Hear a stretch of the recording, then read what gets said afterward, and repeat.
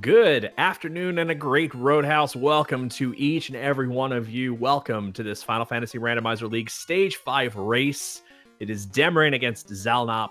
I am Sforzando. I am joined in the Randomania commentary booth by Neon Gray. Hey, Neon Gray, how's your afternoon? Not bad. I'm just having a nice, quiet afternoon. Really looking forward to this race, and looks like it should be an interesting one. We're seeing a party that we haven't seen very often in these 1v1 leagues. We're back to rainbow mages. What do you think about that?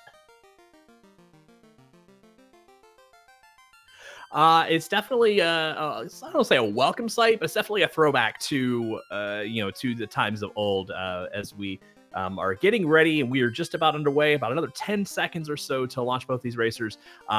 I think our runners are both hoping for a large amount of magic in a good early going. So we'll see if the magic shops are friendly to them. I'm definitely looking forward to this race. Yes, and they are off. Demerine and xalnop both checking out the stores. White magic is Invis2 level 1. That's always nice, but not great. Oh, level 1 nuke. Well, buckle up. This is going to be a potentially fast seed. Only thing that could counteract this is a deep ship seed, and that is not impossible at this point. But nuke at level 1 is definitely going to open the floor up for two casters that can definitely use black magic here. It is definitely going to be a crazy, wild ride. So sit back, sip your tea, and enjoy the show. Yeah, nicely cheap pro rings in the Canaria shop as well.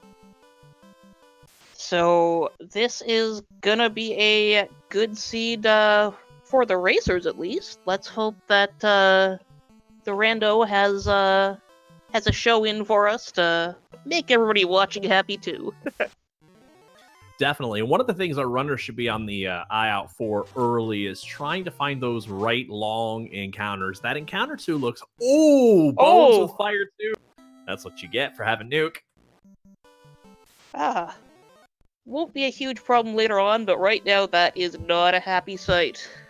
Well, if you're into trolley seeds, folks, you're going to hope there's something in the marsh cave early that is required by our runners, because that would bring them back into line with these Fire 2 bones. And Demerine's not wasting any time going after Garlic. Yeah, totally understand that. And xalnop, having run into, looks like a similar thing, just goes to get the bottle from the king, because God, he needs a drink. And yeah...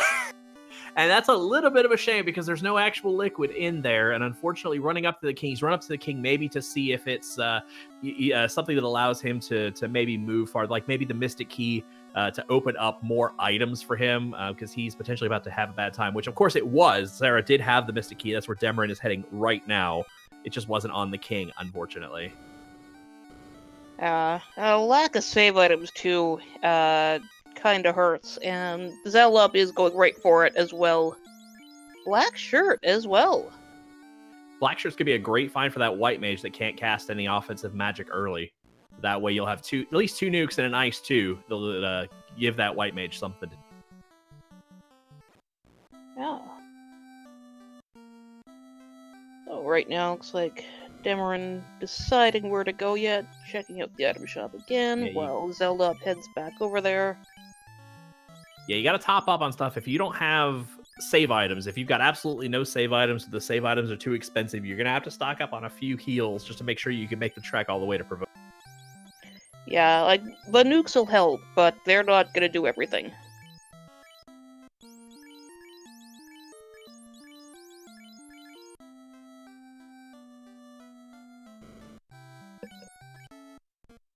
Demerine making a good call, buying a couple of pieces of those cheap chain armors for the fighter and the red mage. It's good early game defense, and it probably will take them a long way until they find some either bracelets or some heavier.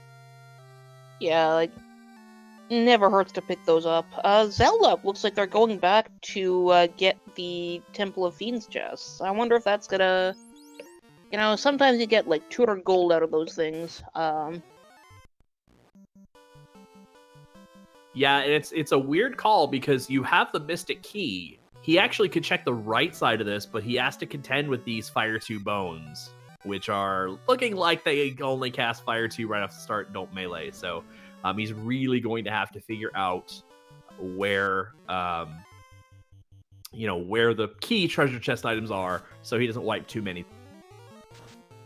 Yeah, still, with the flag set being what it is, you can't really leave any treasure chests unturned, but, for these, with the Fire Terror, I might have wanted to wait until there's a little more hit points involved, just for safety's sake.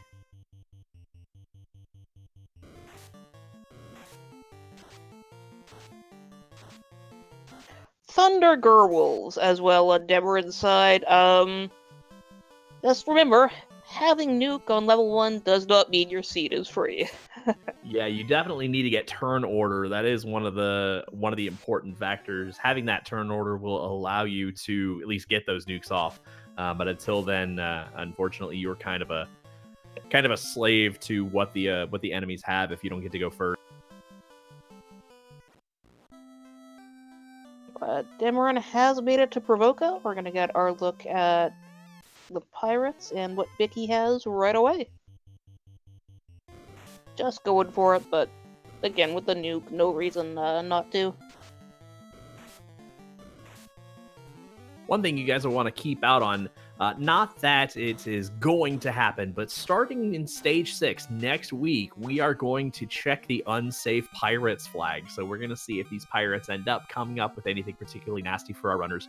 That is starting next week, so definitely stay tuned in the future for the fun, and it is not even shuffled, as Mickey has the ship, which makes things really interesting. And we've got a slab just sitting there in that shop, sitting in a roof tile there, not too expensive. There has been a recent patch between this and the last tournament, which does reduce the cost of items in, if the shop item is in Provoca or Canaria, which is why you'll notice sometimes unusually cheap shop items there. Yeah, and we've got Fade at 2, which is going to be really nice for that red mage, and definitely nice for the white mage, as the white mage can now get in on the action of being able to cast non-elemental magic. That's got to be a really welcome sight. Really plays well to this party. Lit 3 as well on the black magic. It's going to take a lot of nuking to run out of nukes, but if they do, the Lit 3 will do very nicely. Yeah, either that or they'll use the Lit 3 on some of the lesser packs that a Lit 3 will take out. It could be handy in the Sea Shrine when you want to conserve some of those nukes for some of the harder enemies, Gershark, Big Eye, or whatnot. You can use your Lit 3s on like the lobsters or the seafood party pack. We have a very rude shark sighting. That shark just came up and flashed Demerine for no reason. These sharks are a menace. Fortunately, the dark status does nothing of any use to anyone, so it's all good. So we're going to go take a look at the dwarves over here. With the Mystic Key, this is going to open up 10 treasure chests. So we're definitely going to get to see if there's anything important down here. It's a good stop for all these treasures. I almost wish you would have had Warper Exit to get out, but at this point, you're kind of sightseeing. And so, to each their own. It's just we're going to start doing a little bit of a tour here and figure out what's where. Yeah, it is better, but, with the... Oh, Defense Sword. Very much worth just the run in, run out. And the Vorpal, that will make some people happy. If you really like sharp trash cans, it'll make you happy, I guess. There are people who like the really sharp trash cans, and you know what? Sometimes all you get in a seed is a sharp trash can. It's very true. That is very true. Sometimes you are left with no options. So is Demerine going to take a stop in Northwest Castle to check these 3? Probably, because you're also going to get to check 2 trap tiles to see if there's anything of worth experience-wise. If you get a really solid encounter and you got Nuke and Fade, you could get some quick levels. Oh, a white shirt and the canoe! And the power bunk! Wow! Okay, so the randomizer dumped like many of the good items in the front end of this seed, which means there's got to be something in Marsh, right? I mean, they did dump the entire. We've got white shirt, black shirt, power gauntlet. I mean, we're just short like massa, ribbons, what have you, of being truly good. But I mean, loose canoe. I mean, potentially we could be seeing. Marsh Cave. Unfortunately, Canoe opens up a handful of things, so we probably won't get a Marsh Cave dive now. Unless, I mean, Floater or Loose somewhere in Marsh Cave. Floater in Marsh Cave might do.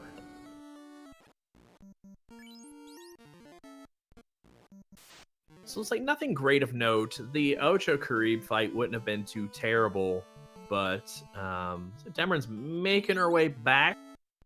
Probably would have liked to have seen the Elflin play here. I'm not 100% sure where she's heading, but we'll keep Back right on top of it. Back to her boat. Oh, that makes sense, I guess. You'd hate to find the canal, and turns out your boat's on the other side of the lake. So yeah, that makes sense to me now. Because I mean, I hate to say it, but usually when you find the ship early, it leans to, though not guaranteed, it leans to being a ship required seed that we are going to find the canal. We've already got the ship in an incentivized location. It was at Bicky. We could have the canal in an incentivized location. It could be an ice cave. Bane at level 3. With the big gun spells at level 1 and 2, less likely to come out, but that's a handy thing to have in your toolbox. And yeah, too, with the incentivization on these last few stages of the league, we are actually a lot more likely to see the ship canal seeds. Definitely. I had one last night, and yeah, they're definitely more common. They're not the most common, certainly, but I think if you start seeing a particular pattern, like if you get either the canal or the ship early, as it was in these last kind of 2 races I've been watching and playing in, it does lend itself to being a ship required seed, because at this point you could cast the floater just about anywhere else in the world, and you really only need one item to actually open up 80% of the rest of the world, and that's the canal. Yeah, so it comes up a lot more often than it did on the previous stages. Specty in chat saying no Quad X. Quad X is at level 4. Yeah, that's probably a cost prohibitive thing, because once you start getting to the level 4 spells, they're starting to get 3,000-4,000 gold for them, and at this point, you may need to just reevaluate a visit when you have to turn in the herb to the elf prince while you're in the area, or after you've tailed and you have greater access to the spell list on. Well, I guess that really isn't effective here, because black magic is pretty open for red mage, but you get the point. Yeah, and you want to have that spell for later on, but this early in the game, when you've got Nuke, you've got Lit 3, you don't need it just yet. It'll be good to have later. No, and level 6 looks pretty rough. There's Warp. Warp is outside of the red mage slot. Black mage would need 16 to get it if you desire Warp. And so we're taking a trip over to my favorite flag of this league, the Confused Old Men. If you are new to Final Fantasy Randomizer League, as it is the herb, if you are new to Final Fantasy Randomizer League, you may remember in the original Final Fantasy, those old men kind of sit in a circle. They are the Circle of Sages. We have now given them something to do, so now they kind of roam aimlessly around that little area, and they are the Confused Old Men, which kind of changes which one actually has the item, makes our runners spend a little more time talking to the old men and, keeping them company and the such. Yeah, and here, they're very nice confused old men, sitting around, sharing their herb. It's all good. That's always a key item I do like to see there with that flag in play. So we've got Exit at 4. That's a red wizard learnable item. You can put that on White Mage for now, and and it would be beneficial once White Mage hits level 8, so it's really not going to be long before you have access at least to the Exit spell. Warp would be useful in a Castle Ordeals or a Sky Floating Fortress kind of situation where you may need to double back a floor or something like that, but Exit's going to be pretty good once that White Mage gets to level 8. Yeah, I mean, it's absolutely better than nothing. orb is good to have, but, you know, it's not, if you have to go without it, you have to go without it. We get the cube from the Elf Prince. That's kind of surprising why he was having trouble staying awake, because with a cube underneath you, you might wake up more easily. Well, at least our runners can't forget the cube, or at least we hope they can't forget the cube, as we are down to one incentivized item in the inner sea area, and that is in the ice cave. So, ladies and gentlemen, just to get a little interactive with you guys, what is the last incentivized chest here in the inner sea? It is in the ice cave. Do you think it's the floater? Is it going to give our runners access to the world? Or is it going to be the canal, making it a ship-required seed? Is it going to be something... well, actually, it has. Is it going to be neither of those? And our floater or canal is actually a loose item somewhere in the inner sea. Go ahead and post those in chat. Tell me what you think.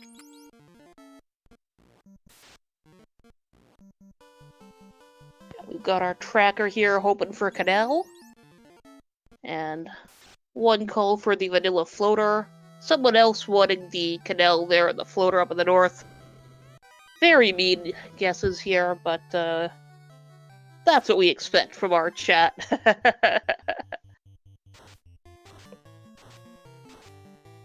Well, maybe a little known fact, some of you guys may or may not have heard of this. There is the possibility of what is called the Sarda Special, as those bones are just not playing around. There is an item potential when you get, I think it is either the ship or the canal early, when those are not typically in the pool, is that the bridge is a free item. And so because the bridge is a free item, it can't be a free item and also in the pool. So the bridge was actually replaced with a cabin. And every so often, that cabin manages to work its way into an incentivized location. So it would actually be really interesting if that were to happen. That would be incredible. It's not super likely. We got a guaranteed one last week with the You Shall Not Pass. xalnop getting his goodies out of the Northwest Castle, and demerine is going to head over to check the trap tiles. Oh, they're asps. Just a bunch of snakes. It's okay.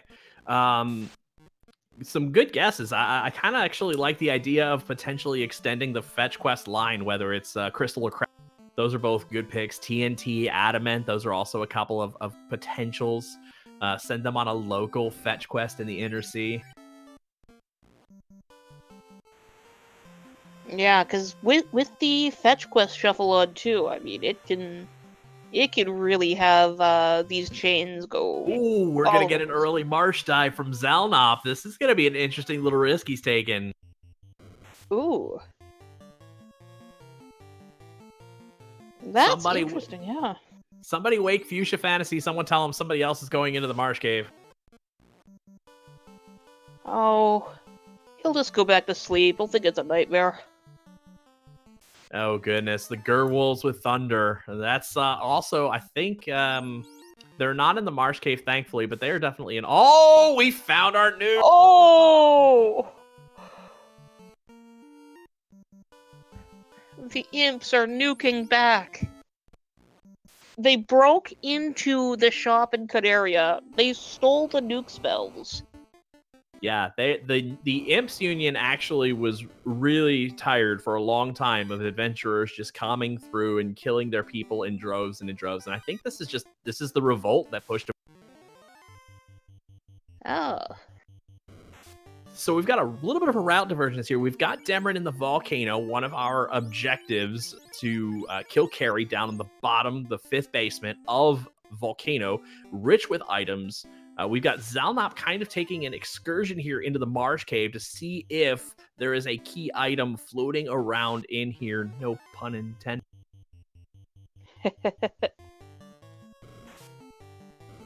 It's a risky play, but, you know, with the nukes flying, with the lit 3s, all of that, it's not as bad as it could be, but with the way the bones had fire too, I'm not sure I'd be rushing in here myself. Volcano seems like a pretty standard play for this. It's a lot safer. Safe, yeah. You're absolutely right. You're absolutely right. I think You're absolutely right. Fire 2 is no slouch. Even if you have, 129, 146 hit points, Fire 2 can get up there over 100 damage on that. So you really have to rely on turn order and whatnot to really get through this. I do like Demerin's play just because you're in the crosshairs of an objective, hoping that something is there. Probably the other riskier play would have been for somebody to just go ahead and go to Ice Cave and see what's there. xalnop finds a Pro Cape. That's going to be a nice little handy shield item for one of his casters. Yeah, so at least this isn't gonna have nothing to show for it. It's not necessarily what you're hoping to show for it, but, hey. Yeah, if Pro Cape's all he comes out with, unfortunately, that would be a fairly substantial bust. Yeah, and there's those bones,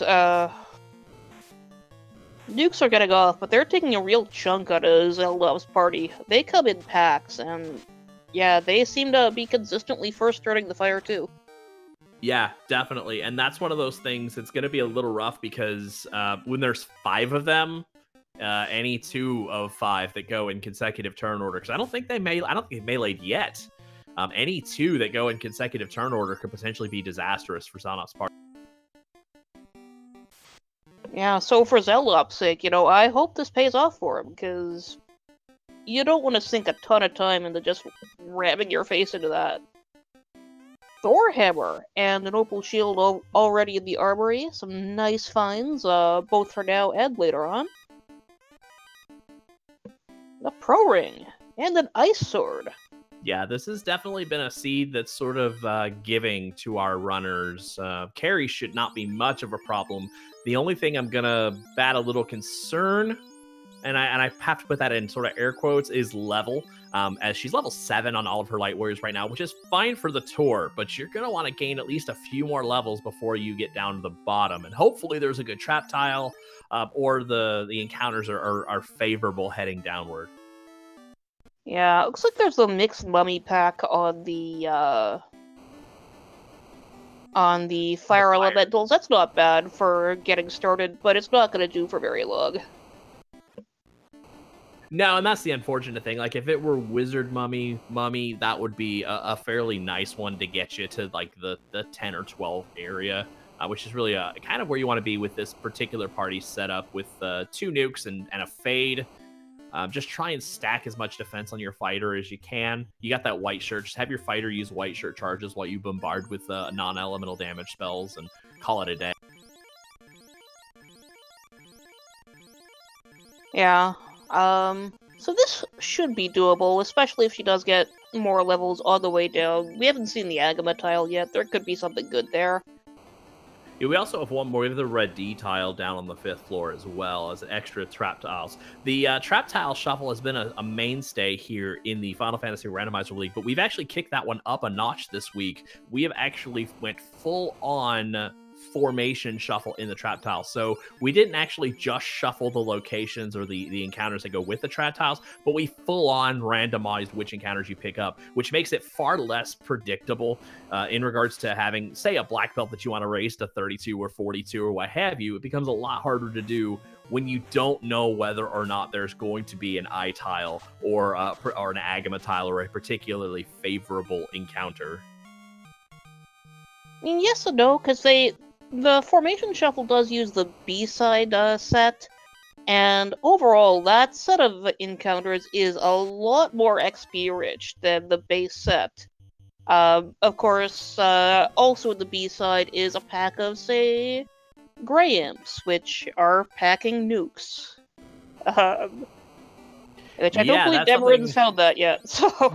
No, she hasn't, and if that happens to be down in the red D tile, you could have a bad time.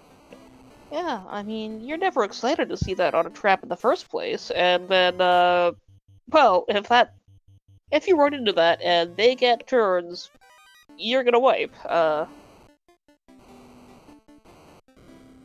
Not much other you can say on that. Nobody can stand up to, like, 6 nukes around. And a Sun Sword as well. Great pickups for our runners. Definitely going to be able to negotiate this early. Should be able to negotiate this early game. The only downside is we really haven't seen ribbons yet. And Demerine still needs some levels. Hopefully the Agama tile produces an encounter that's worth grinding. Also, she's kind of running out of heals. This might be a full chest check. Oh, it's the Naga water fight. You kind of don't want to take that. Speak of the devil, there's a ribbon.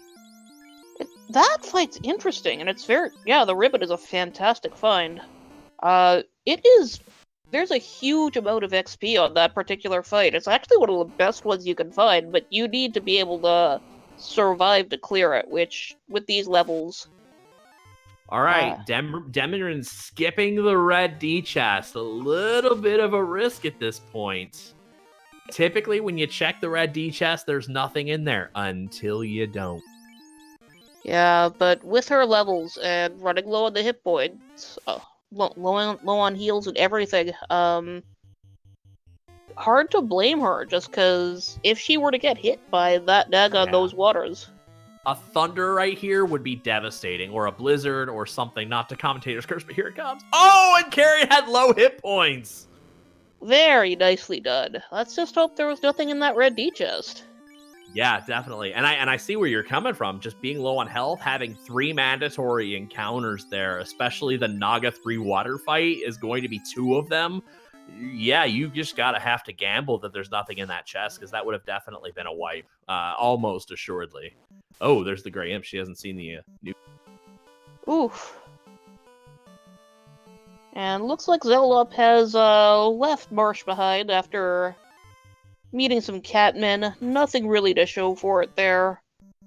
It looks like Demerine's found that encounter too, that I was kind of mentioning at the top of the broadcast.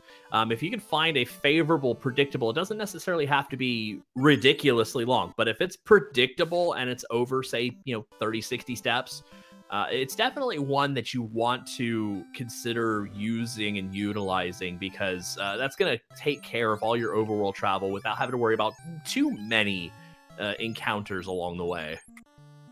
Yeah, and I'm hearing from chat that the Grey Imps have Death Touch also. They are packing today. You know what? They've had enough. They've just had enough of adventurers coming in and wrecking their house. This is both unfortunate and kind of fortunate, because there's only one monster in the game that has Death Touch. That's the only one that's shuffled. And it happens to belong to the Grey Imps. So, really shouldn't be much to worry about on the back end. Unless, of course, Nuke rolled on the Medusa script. You never know. It could happen. It has happened. That would be a sight.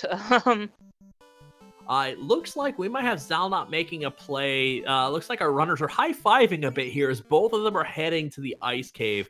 Unfortunately, xalnop's detour into the Marsh Cave has kind of set him back a bit. But he is going ahead and opting to see what's the Ice Cave before diving any further chests. I don't mind this play. He's definitely going to need to figure out how to get some levels between here and there. Maybe a good double Hydra fight or an Ocho fight would be good for the levels. But it's going to be difficult to kind of tackle this, especially when you don't have access yet to warp. That's what's really going to make this troublesome for kind of both of our runners. They at least have to do the full clear down there. They can exit to get out, which is nice, but having to actually step on extra trap tiles and whatnot, it's going to be a little bit of a difficulty. Yeah, we'll see how it goes. The Marsh Tip did give xalnop some levels, so it's not as dangerous as it could be, which is why I kind of agree that I don't mind this play. I don't usually like to hit up ice before doing Volcano, just because it's ice, you want to put that off. But, he's not in terrible shape for it.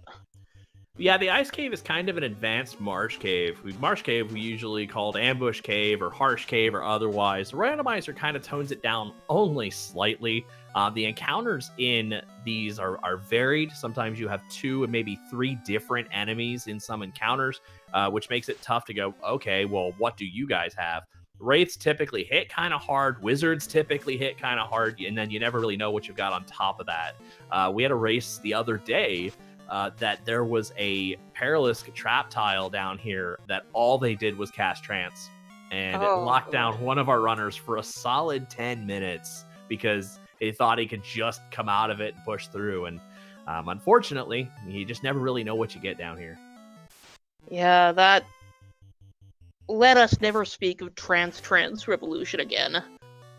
Thelfod in chat asking how the Medusa script works. The way it works is that every enemy has a script associated with it, of course. There's one of every script in the game, except for the Medusa script. In vanilla, it's shared between Medusas, Green Medusas, and Soria, who are basilisks in other translations.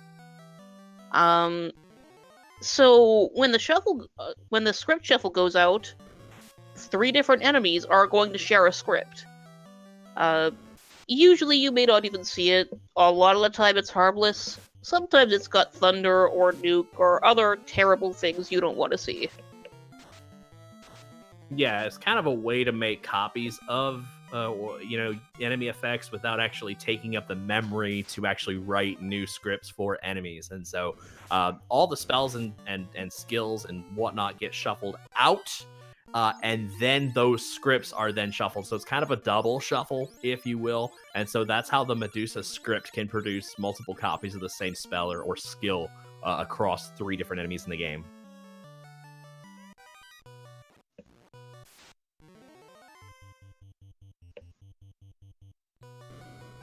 And looks like the Saber-tooth Catman waiting at the bottom of the pit. Not very friendly cats today. Yeah, a little bit of a high five there. xalnop opted to take that fight, whereas demerine opted to run. Probably demerine felt like she didn't need the levels, so I can understand that play. Here comes a wizard mummy on the frosty trap tile. That's actually not a bad sighting, because I think you might get up to 2 wizard mummies on this, which is a pretty decent early on. It's one of those things xalnop could use to advantage. Yeah, especially too. We've got Harm 4 in play. We've got a light axe. Pretty easy to just sweep these down.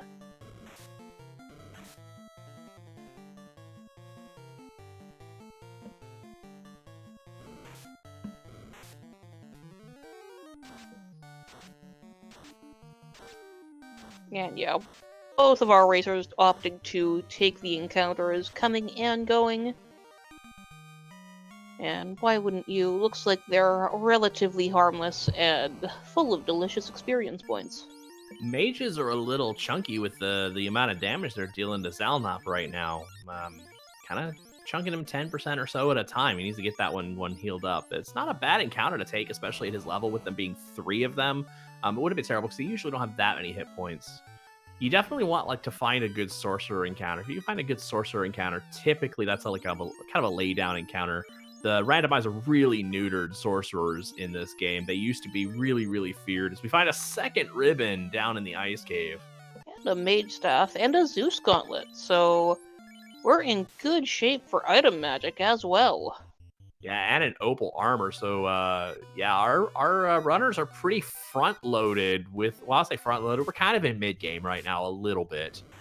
We're about 30% or so of the way through the game. And so a lot of this stuff has kind of been front-loaded. It's been really nice. Yeah, like, just coming across all this stuff, I mean, it's, as a player, it's something you really want to see. You don't want to have to dig for this stuff. I mean, unless you really like really hard seeds, which a lot of people do, but it's a race. You want to get through it quick.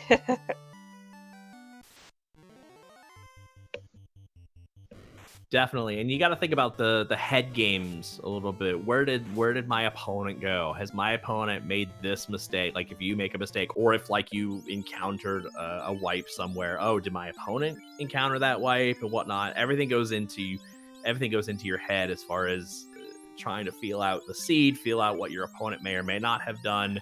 How does that affect your decision making going forward?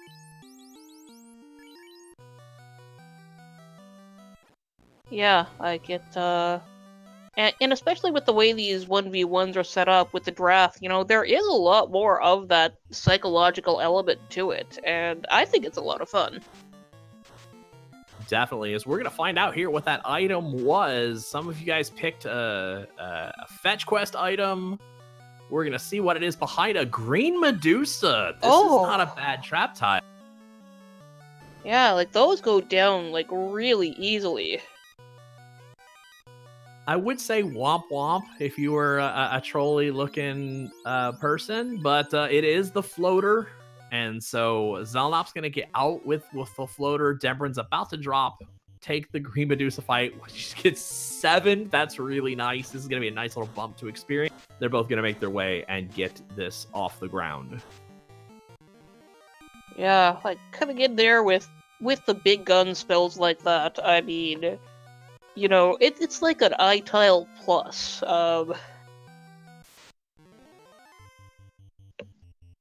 And she's gonna take some more of those, because they're right there. She's got spells.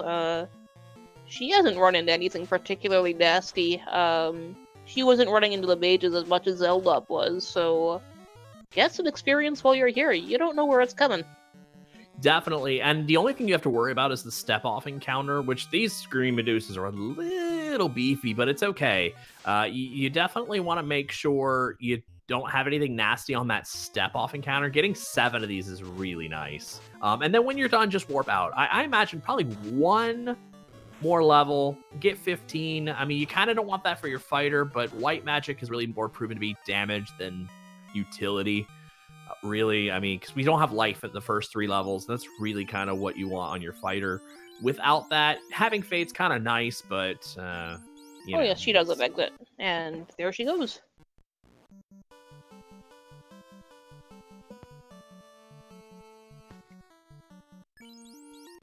So both players heading out of there, gonna get their airships. Yep, and they're going to have to make sure they go pick up that slab back in Provoca. If you guys remember, it was in the item shop. It was 9,500 gold.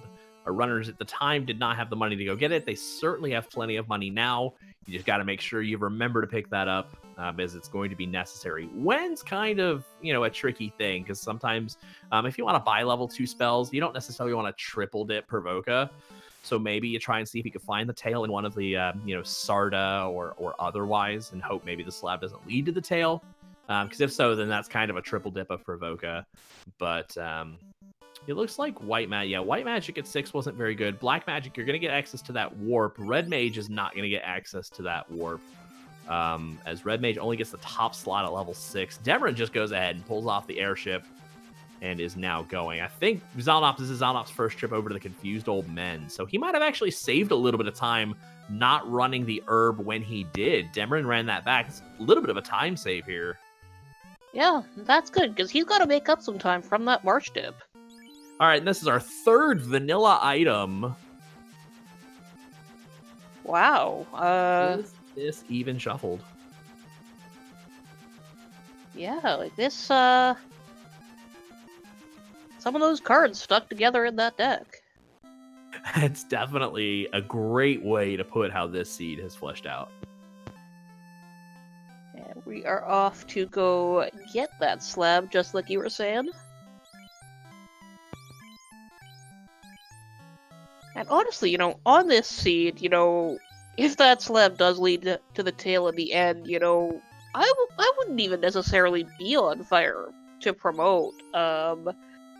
Like, we've got, you know, we don't have mass or anything, but we've got, like, all of the defensive stuff. We've got Power Bunk. We've got all the important spells we want, except for Warp being castable.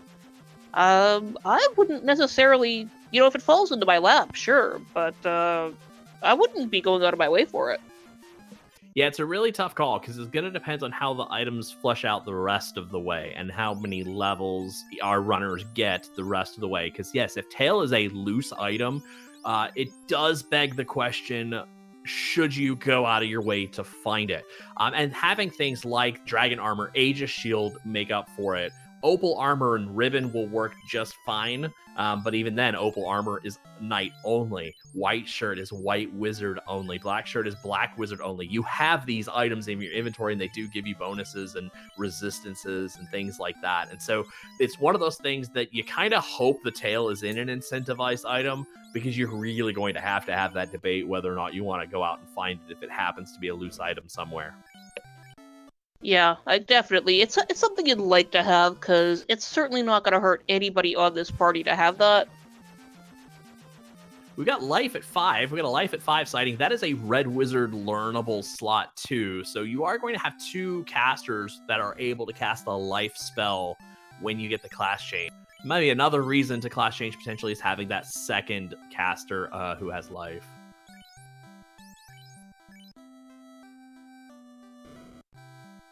The Red Wizard can only learn the Red Mage can only learn the top spot of White Magic until you get Red Wizard here at level 5. And I think they get top and bottom of Black until they get that class change, and then they have the full course of Black and the top 2 of White. There's a little bit of a, not a formula, but there's a chart. Ooh, we got a 2 Saria sighting. This is a good one. Yeah, not a common encounter, but very juicy.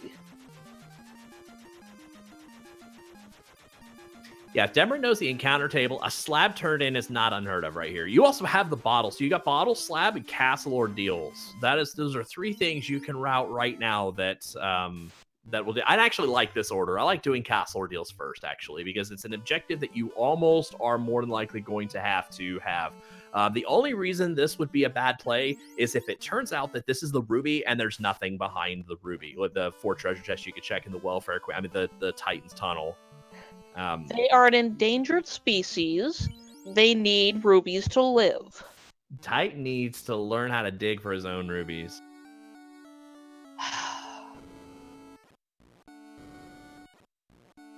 Oh, nothing too interesting over in Cardia.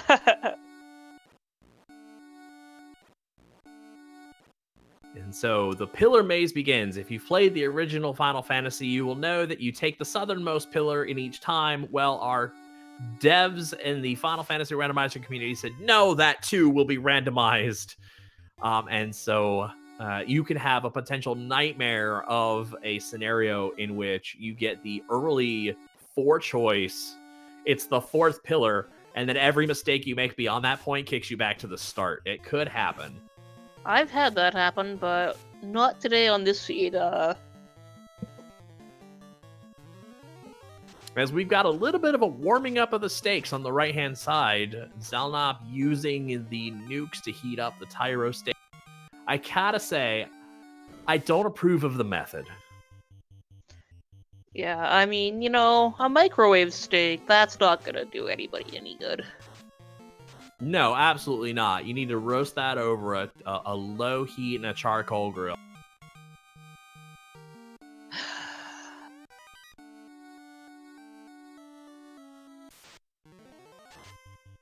But, let's see here. Still not a whole lot to show for ordeals, but haven't gotten to the incentive yet.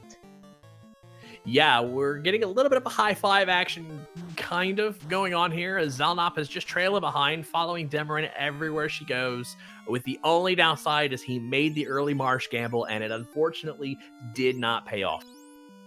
Yeah, and you know what, he's still paying for that dip. Like, she's still an orb up on him. He's gonna have to make up that time somehow.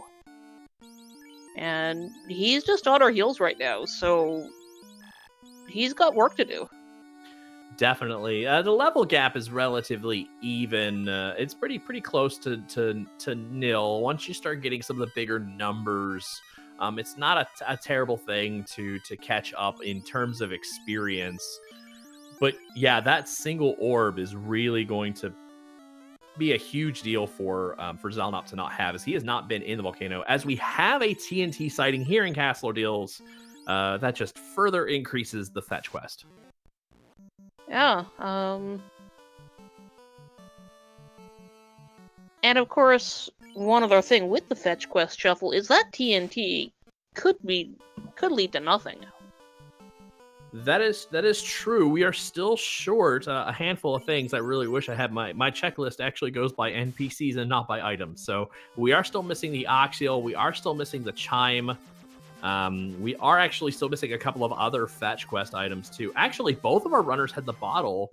I really would like Demerine's going to check Castle Deals, but I really like to see a bottle and translated slab turn in play here, because you're going to get access to 2 more incentivized items, as well as an extra 10% experience and gold boost. Yeah, like, I'm not sure why that wasn't all taken care of while she was in the area. But, Not 100% sure, because you could make the argument either way. Like, I like the Castle Ordeals play first, because if it turns out that's a tail or something like that, you want to turn that in quickly.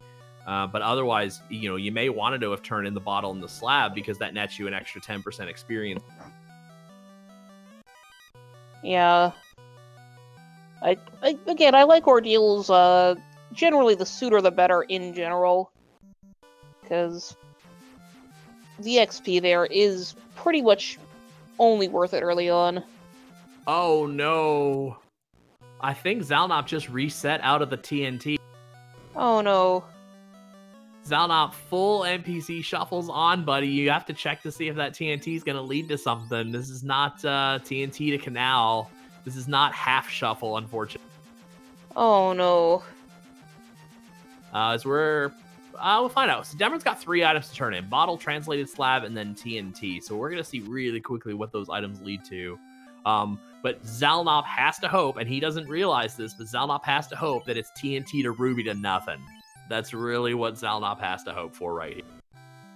And oh, did she get the tail somewhere? No. Yes, I just blanked out on her sprites for a second, which is silly because I use several of those. Definitely. And if you are curious, and I see Terralyn in chat over there, that is Terralyn's Valkyries of Light ROM hack. Definitely wonderful amounts of work and a great presentation, a great sprites, 12 sprites for the use, plus the extra items and things like that. Those are some great looking sprites and a lot of great work done by Terralyn. I see you in the chat there. Definitely a great looking product here. As the ferry leads to the crown, more fetch questing and more experience stacking for our runners. It's 5% per key item found.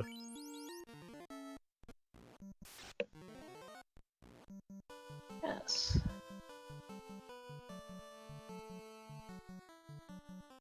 So here comes the slab turn in play. As our runners are kind of high-fiving slightly.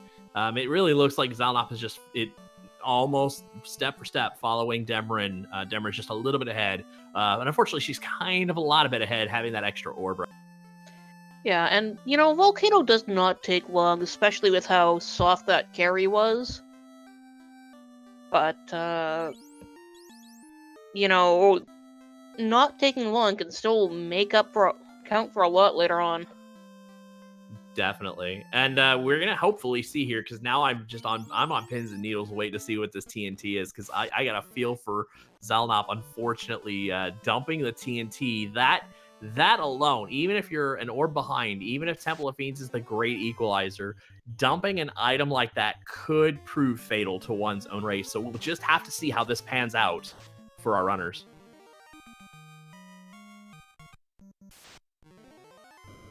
Yeah, and we've got, there's only so many options left. Like, the only item really needed for, we don't have the loot yet, and we don't have the chime. So there's still important things that there could be. Yeah, we're actually also missing the Oxial, but on the flip side... No, the Oxial is in Legion. I just looked up and saw xalnop turning, and I missed it when Demerine had it. So yeah, I'm going to make that notation right there. So yes, we are only missing really the chime and the loot as far as progression items go. We still have a handful of the fetch quest items. We still have the crystal to find. Whatever's certainly turning in whatever's behind the crown. And I think that might actually be it. And nobody's been up the waterfall to say hello to the friendly robot. Yeah, and so yeah, we have the chime, the loot, the tail, wherever that is. Loose, and there's still some loose items out there too, so it's definitely going to be interesting to see how this plays out. That tail could prove fatal here. We'll see what Demerine's going after here.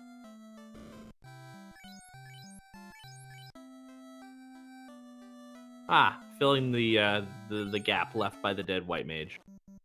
Oh yeah, she's not gonna leave that on the ground. Yeah, you gotta find that tail if you want that level 5 life spell on somebody other than that white mage. As here comes our crown turn-in to the kindly old king here at Northwest Cap. And he's got another fetch quest, but it's the Adamant. which will dovetail very nicely with the TNT. And the kindly old king gets murdered. xalnop checking Matoya's without the crystal. I think he may not have realized which items he has or had.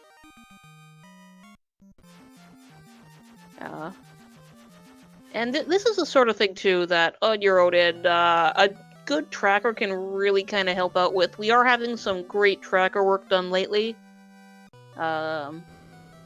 Definitely worth looking into if you do end up not always remembering exactly what you've got when. Definitely. So we have a crystal and a chime from our two friendly dwarves. Yeah.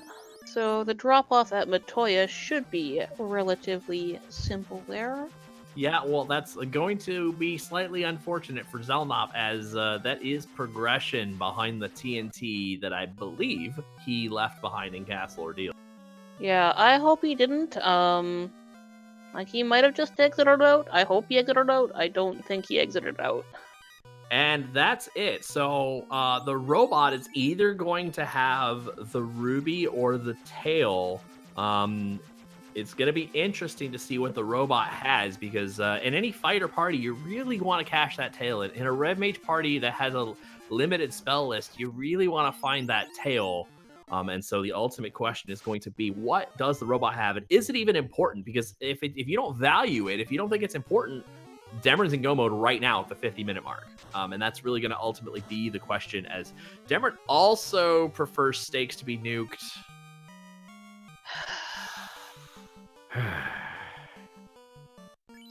I mean, she's on the run. She's, she's going for it, but...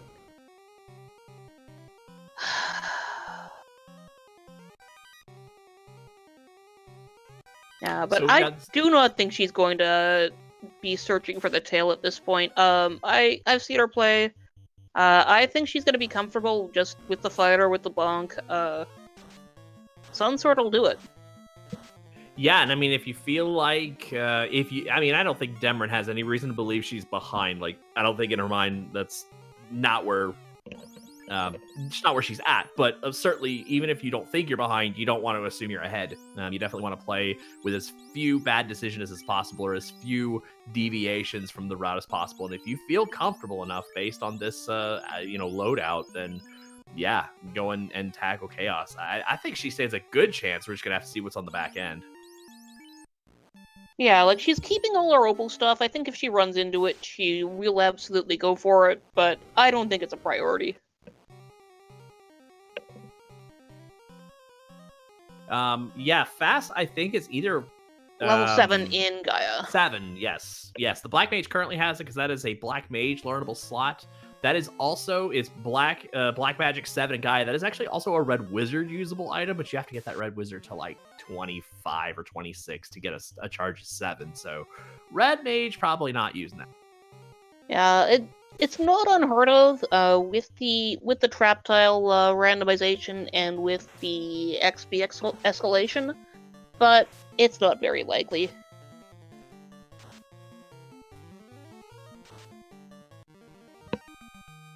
And xalnop finally going through Volcano now.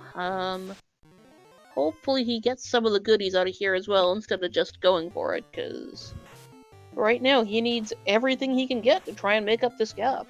Yeah, and if I remember right, there is a ribbon down here in the bottom floor as well. So maybe xalnop will give us a look at what Demerine skipped, but at this point it's not necessarily vital to go mode. As Demerine is in go mode if you discount the use of the need of the tail. So, it's probably nothing. Yeah, I think... Is there still a loose item? I think we've seen all of them, but I'm not 100%. We are down the ruby, actually. Yes. Ruby and the tail. So, that's really what we... Actually, technically, there's one more. There's 3 loose items, plus we haven't been to the robot yet. I'm not 100% sure. I know we're missing the ruby and the tail. Maybe chat, you can help me out. What item am I missing off of this list? I think I'm looking at the trackers. Those are the only gaps I'm seeing.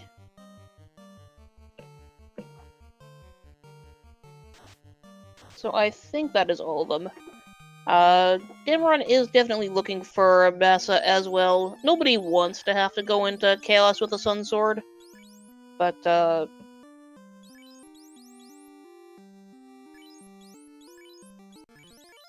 and she's got to be feeling ahead as well, just to be taking the time out to go and loot. Yeah, Excalibur is always loose under this flag set because Adamant was moved into the incentivized items, but Excalibur is actually moved out. So Excalibur is always 100% of the time considered one of the loose items. I'm not 100% sure if there's a flag even for it. I don't think so. I think just when you move off the fetch quest items. And yes, Chiketsky in chat, it is the canal. The third item that is running around loose is the canal. Oh, that's right. Thank you. Yes, because this was a ship incentivized, ship not required seed. The TNT Terra did yield us the chime. We'll do a recap here probably in about 5 minutes or so. But yeah, the TNT did yield the chime, and so that is going to be unfortunate news for xalnop, who, for whatever reason, ended up resetting out of Castle Ordeals, leaving the TNT behind. Yeah, and the exit encounter, like, even if he just didn't want to exit, looks like the exit encounter on Ordeals was just mad ponies, so I'm not sure why anyone would reset out of that. Yeah, the only thing I could think of is in his mind, fetch quest rewards is not shuffled, which is how it is in every other stage prior to this one. I think, let me take a look at the list going forward, but I'm almost sure, yeah, full NPC and fetch quest shuffle is on from here on out, and so that's actually new. Stage 5 actually introduced fetch quest shuffle, so he may be riding on the previous 4 weeks of non-fetch shuffles, and he just assumes he's going to get the canal from Narek. Yeah, that's about the only thing I can think of. Well, he's gonna remember that going forward, at least. Because that's, after something like that happens, you're not gonna forget that.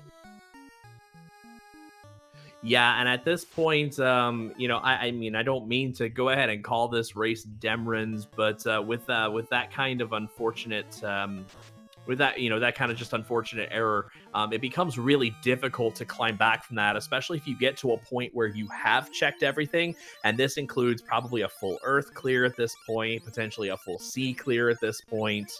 Where Demrin's kind of skipping, skip 2F, a lot of out of the way chests there. Once you start making some of those clears that you didn't want to, then you'll realize that you really are far behind before it kind of kicks in that, oh, I didn't do this, and then you're kicking yourself.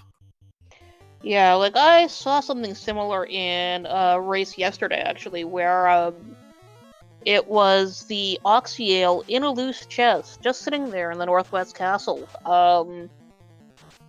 One of the runners even ground right in front of it, but forgot to check the chest, and ended up forfeiting out because of that. Have done that. It's one of those things.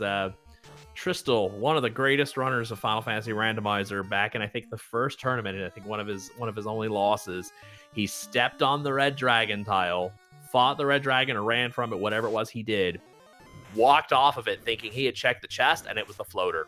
And so, oh no. Sometimes you're distracted by trap tiles, and sometimes you're distracted by things, and that really does happen. xalnop is not the first person to walk off a trap tile and either forget or reset out of a treasure. It's kind of a real thing that happens. And it looks like we're got a seafood party pack sitting down in front of there, so it's just a little underwater party. Guarding an ice sword. Just an ice sword. Well, I mean, a lot of that makes sense. Water monsters guarding an ice sword down in the volcano. Yeah. TNT is answering your question, Demon Frog. How was your afternoon going? The TNT is actually in the incentivized chest in Castle Ordeals. And I think, in my humble opinion, I think xalnop does not realize, or maybe it didn't click with him that in this case, full quest shuffle is on, and he probably thinks that Narek is going to give him the canal, which he feels like he doesn't need because he has the airship. That's the only thing I can think of as to why. Then that sounds like something that, you know, anybody can make that mistake if you're not watching out for what the flag set is. Yeah, that's my best guess as well.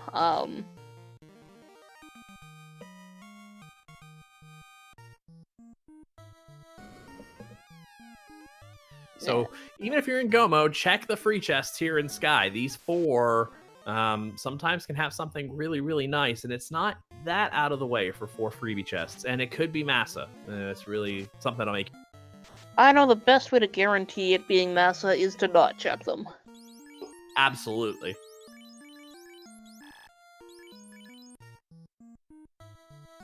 I know every time I go past them, I go, I'll just leave those be. I don't need them, and finish them up. And I go into the channel afterwards, and I'm like, well, where was Massa? They're like, oh, it's in the free chest in Sky. And I'm like, of course it was.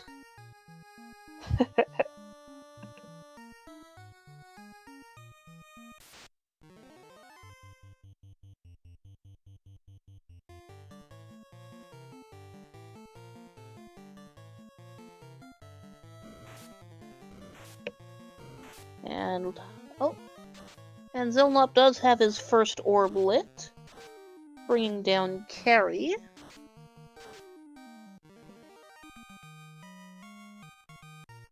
All right, so we are at the 1 hour mark, so let's go ahead and do a recap. This recap brought to you by Roadhouse. Roadhouse, don't beat yourself up.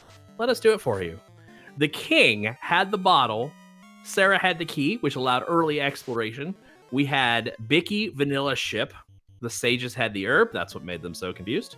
We had Sarda with the rod, also not shuffled.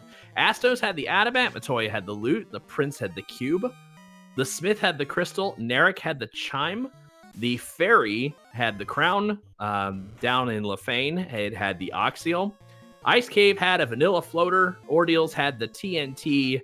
The Bible item was the slab in Pervoca, and we have found a loose canoe. So either the robot is going to have the ruby or the tail or potentially the canal, wherein the other 2 items would be loosey-goosey. So that sums up your Roadhouse recap for this race. Unfortunately for xalnop, he's now making his trip back to Castle Ordeals. Thankfully, I guess I should say fortunately, as I looked up from my page to see him in Castle Ordeals. So thankfully, he is retracing his steps, going to go fetch that TNT. Yeah, like, it's good that he realized that he does need to go back for this, because that...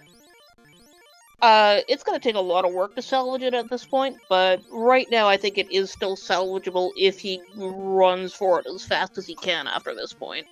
Definitely, and you probably don't care about the tail, and you probably are satisfied with, you have to be satisfied with the sun sword, line up all your ducks in a row, don't touch anything in the earth cave, don't touch anything in Sea Shrine except your freebies, and just go, and just go, and hope that Demerine encounters something particularly nasty in Temple of Fiends Revisit.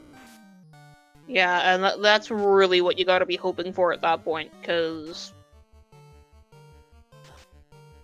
really, it's gotta be, you know, you're really hoping for something to go wrong at that point. Oh, it's glare ponies, that's why. Ah, well, don't let that fool you, though. Temple of Fiends Revisited is the great equalizer. You never know who's sitting on a double nuclear, or is Kraken slap happy with the tentacles. You never can truly know how bad Temple of Fiends is. You just kind of gotta walk it. And so hopefully for Demerine, it's nice and smooth, but I know xalnop's got to be hoping it's a little difficult. Even though he has to endure it, at least they'd be on even footing, and hopefully luck would prevail. So that's what our runners are kind of working through at the moment, as Demerine lights her 3rd orb. Second orb, I'm sorry. We have not been to the Sea Shrine yet. And so we are making our way there now. We'll see if she goes to the waterfall.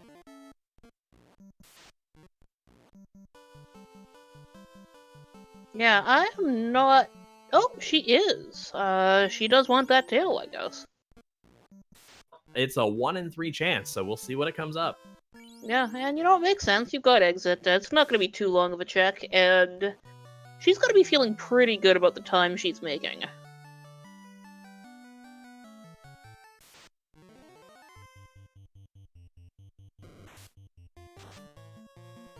As xalnop runs to the dwarf cave to go turn in his fetch quest. Gets that very necessary crystal for the loot.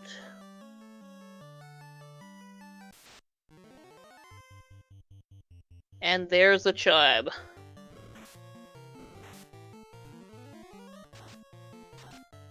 So now we're back on even footing.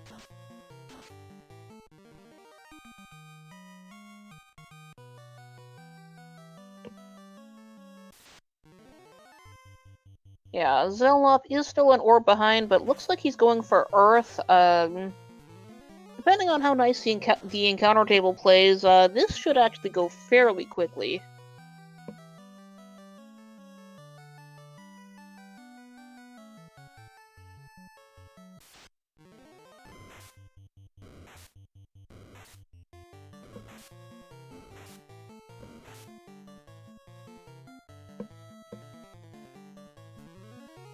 Just going to be a little curious to see if this is going to be worth it by the end of the waterfall cave. Certainly, from a time standpoint, we can see that demerine has nothing to worry about. As time is definitely on her side by a significant portion. Certainly, you don't want to string together. It is the canal, unfortunately. Got a little bit of a womp womp here. Means the ruby and the tail are loose items somewhere in the world. Yeah, and not much to show for it in the chest there either.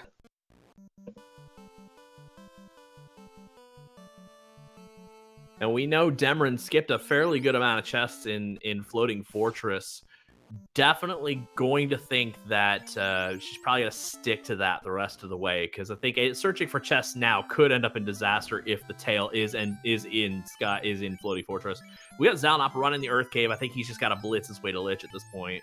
Hopefully he's not checking chests, because unfortunately that is something demerine. Oh, he is going to check some chests. Unfortunately, that's something demerine is not going to do.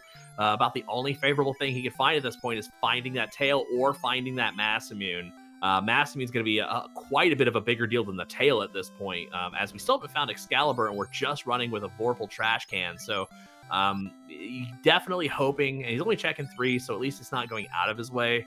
But hopefully he's going to find that mass immune. That's probably going to help tip the scales a bit in his favor, because I don't think that's something demerine's going to do. Yeah, you know, it looks like he's just going for the ones that are, like, close to the critical path, which, you know, fair enough. It doesn't take very long at all to go get those. I'm expecting we're going to see something similar out of demerine. You know, grab the free chests in Sharknado, maybe the ones to the south of that room, that kind of thing.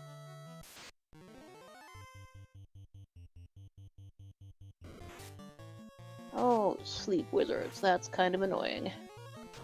Yeah, and we're up to 2 xalnop should have 2 ribbons. He's hit the same 2 ribbons that demerine has, one in the volcano, one in the ice cave. So 2 of the runners not going to sleep, at least is going to get them through, but that is quite annoying. Yeah, I mean, and isn't that really the highest thing that any sort of Earth Cave monster can aspire to? Well, there's the Gurwolves with Thunder, so maybe a little more than annoying if they get a turn off. So we're gonna see a little bit of a swap here. I think. I mean, it depends certainly on when xalnop heads to the sky, heads to Floating Fortress. But demerine's in Waterfall, xalnop's in Earth. They're probably gonna switch places here, because xalnop is also going to need Sea, and demerine's also going to need Earth. Unfortunately, that 1 orb lead that demerine has is going to be quite an insurmountable task that hopefully. For the trolley fans out there, Temple of Fiends can be up to the task.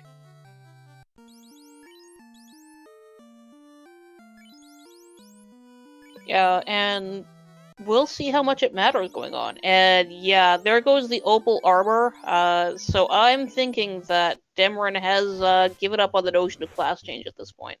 Yeah, and the only downside is the fighters are fairly...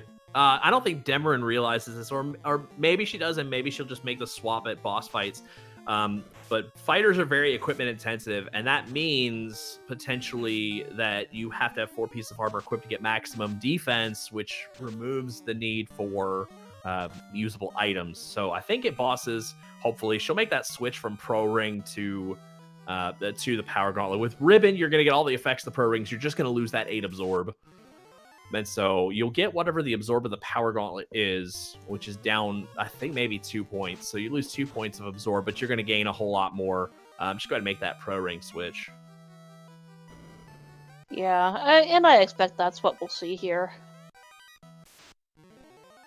Yeah, but especially if you're going to leave that ribbon on your fighter, because certainly it would make sense for a while to have your ribbons on your 2 mages, but then again, without life on the red mage, you could just very well leave it as fighter white mage and be able to get through. As Demerine does do the trap tile check in the Sharknado room to come out with or to at least check for the wizard staff that's there.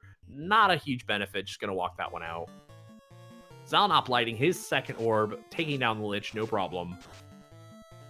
Yeah, so for the moment, the orbs are tied. Unless Kraken is particularly nasty, which is very, very possible, that lead is not gonna, or that tie on there is not gonna hold for long, but we'll see how it goes, as xalnop as well guns straight for Sea Shrine, passes up Waterfall entirely. Yeah, hopefully he sticks to his guns and does not go to Waterfall Cave, because that way that's going to be a small time save. Probably could catch up 3 minutes or so depending on the encounters and whatnot if he opts to skip out on Sea Shrine. It's definitely a good way to go. And if he just thinks I'm just in go mode, that's going to be a good time save. Yeah, because nobody wants to go for all the way through a waterfall just to find a rusty old backhoe in there.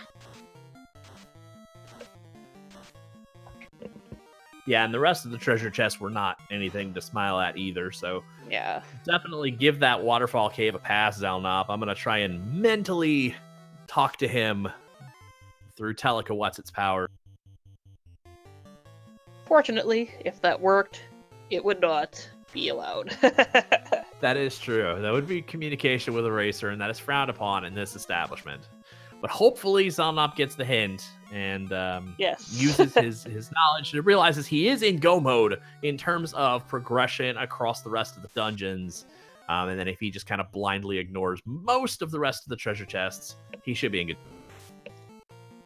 Yeah, like, honestly, at this point, I'm not necessarily happy about probably going without a class change, but I'm also not upset. Like, I've got pretty much everything I need. I've got a defense sword I can wave around. I've got a bunk. I've got a perfectly acceptable sword. This is fine. Yeah, definitely. Hey, Ali Grabrab, what is going on? Temper, I think it's got to be 8. I don't think Black Magic was checked on rack, but we do have fast at 7 in Gaia. I don't think either of our runners have checked either of the level 8 shops, but I'm imagining Temper's either there or 7 at on rack. I don't think we've seen that either. Yeah, I don't think we did do that check either. So it's kind of off the table, but we do have power bonk. And that was blink and you miss it. That Kraken is down.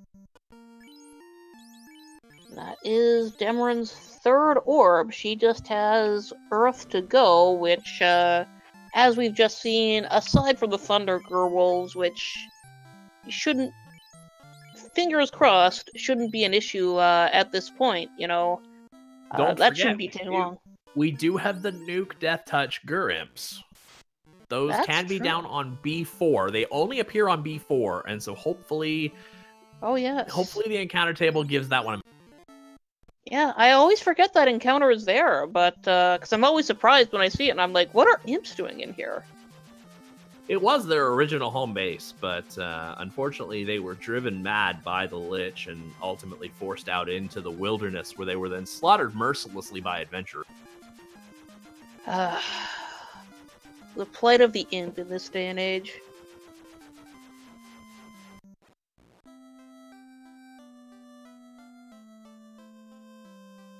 And Demerine is... Gold bracelet shopping? Yes, yes. They're quite expensive, but she's got all the money now. Yeah, that's one of the advantages. Maybe obviously the players realize that maybe this is something that casual viewers don't realize, is the experience scaling is actually also experience and gold scaling. So it's not unheard of to have 350, 400,000 gold by the end of it. Just kind of the stupid amounts of money that have no bearing on it. And if your gold bracelets are max priced, who cares? You've got the money to cover it. If your pro rings are max priced, who cares? You've got the money to cover it. Yeah, I mean, you get that money there. Like, honestly, if you do it late enough on a good enough tile, it's not unheard of to even end at, like, completely maxed out money yourself.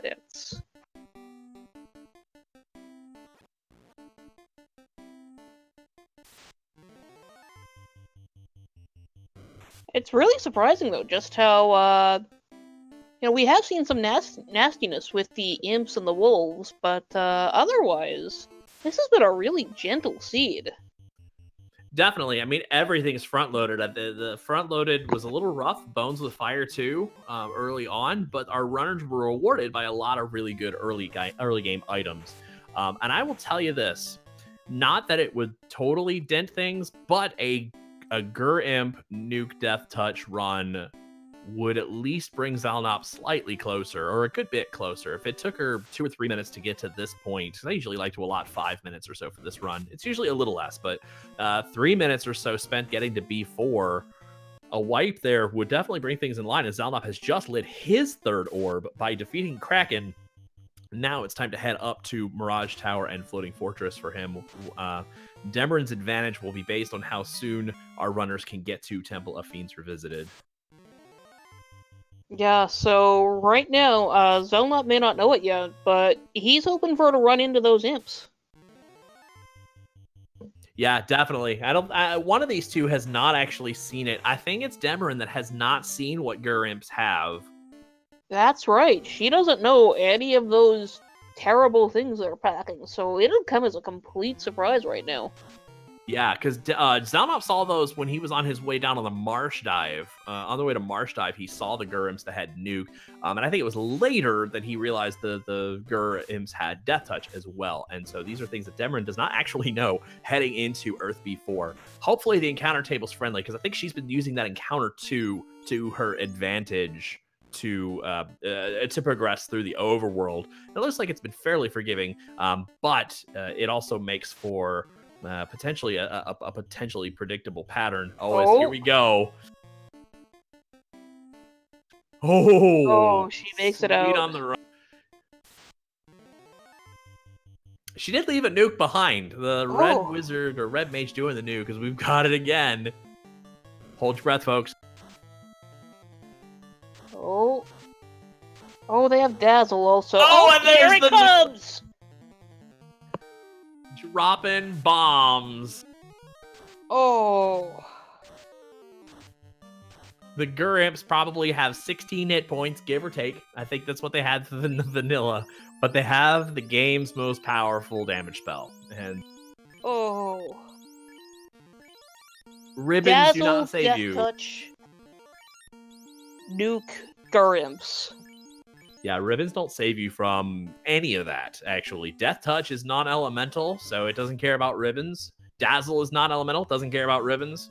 Nuke is non-elemental, doesn't care about ribbons. It makes the Gur Imps a pretty dangerous foe as Demerine finally makes her way through the dreaded B4 down to B5. As long as the oozes don't have anything, it's a fairly soft floor. Yeah, and the oozes rarely do, and they're not even showing up today.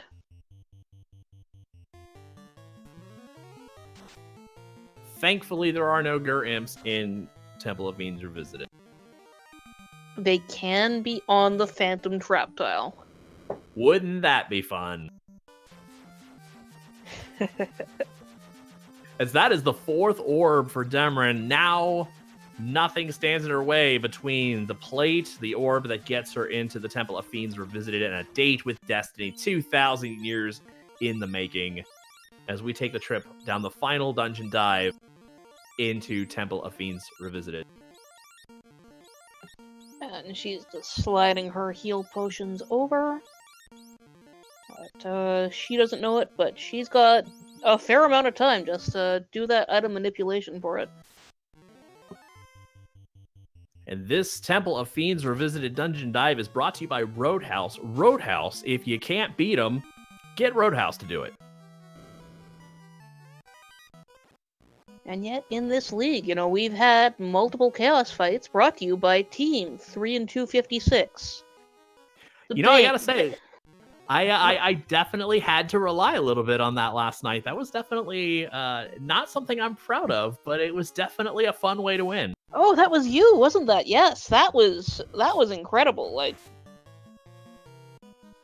Yeah, I was forced to Bane Sword Chaos with a solo fighter. It was simultaneously fun and not fun. I don't know what you call for that, but that is what happened. xalnop is making his way back to xalnop's making his way back to Kraken. Did he what? Did we miss a reset? Did we miss a reset, or did he? Because I've seen this one before. Accidentally using the exit spell after defeating the fiend, but not stepping on the plate.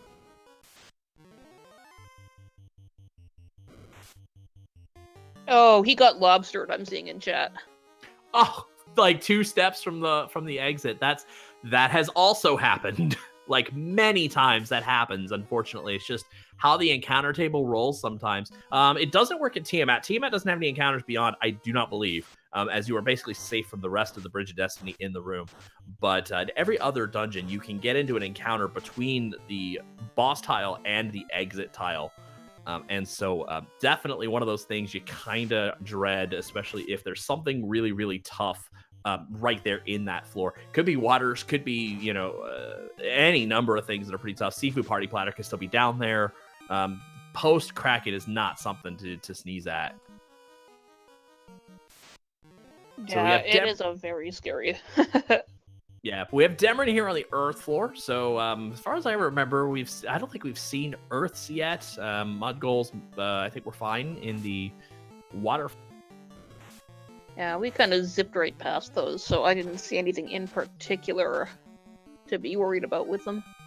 Definitely, and I don't think Demerine checked the validation chests at the end.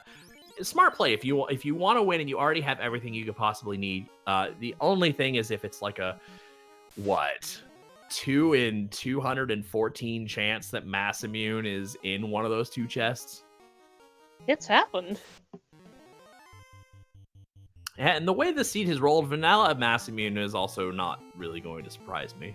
So we got to take our first look at Lich 2 here. We're going to see Demerine's actually respecting Lich 2 a little bit with the white shirt usage, but Harm 4 is definitely one of those things that's not showing Lich a whole lot of respect.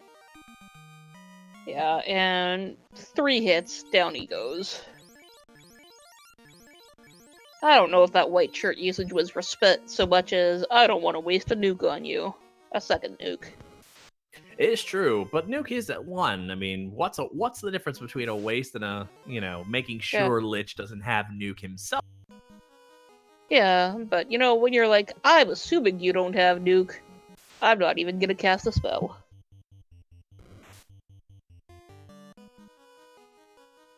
But you're right, I mean, my preferred disrespect involves, a hail of everything that I have at him, because,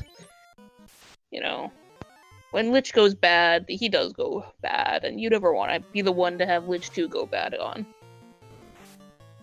Yeah, Carry 2 is one of those hit or miss. She hits stupid hard, like she just did right there, for 555. Sometimes Carry is a bit of a pushover, sometimes Carry's not a bit of a pushover, so we seem to have the non-pushover from a damage perspective as down goes the red mage. She has been lifting. Eat your Wheaties, folks. Yeah, she did not skip arm day.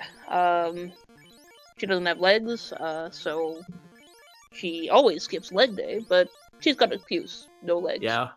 Yeah, we're going to figure out whether or not Kraken misses Tentacle Day here coming up. He rarely misses Tentacle Day. Carrie could have gotten the pure melee only, which would actually be a welcome sight at this point.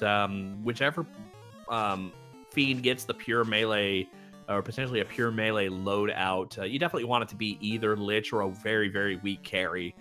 Because if that Kraken gets melee only, it can be pretty rough. And that's not to say that Carrie couldn't cast spells. Certainly, two rounds was not enough of a indicator whether or not she does anything other than melee.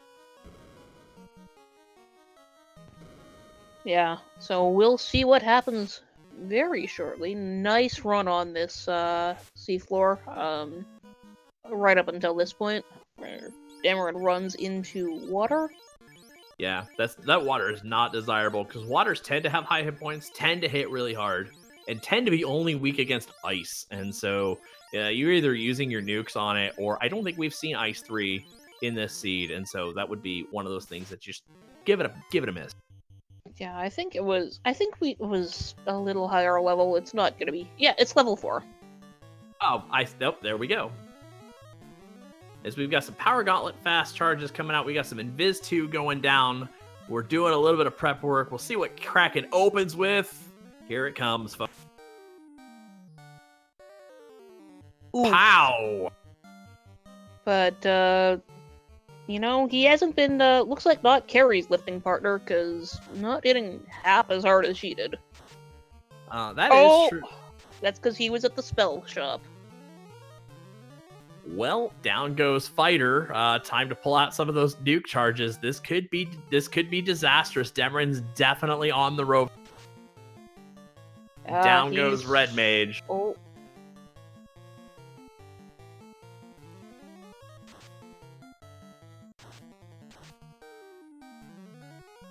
Oh, and a Piddly Fire 2. 3 hit points from a reset here, folks.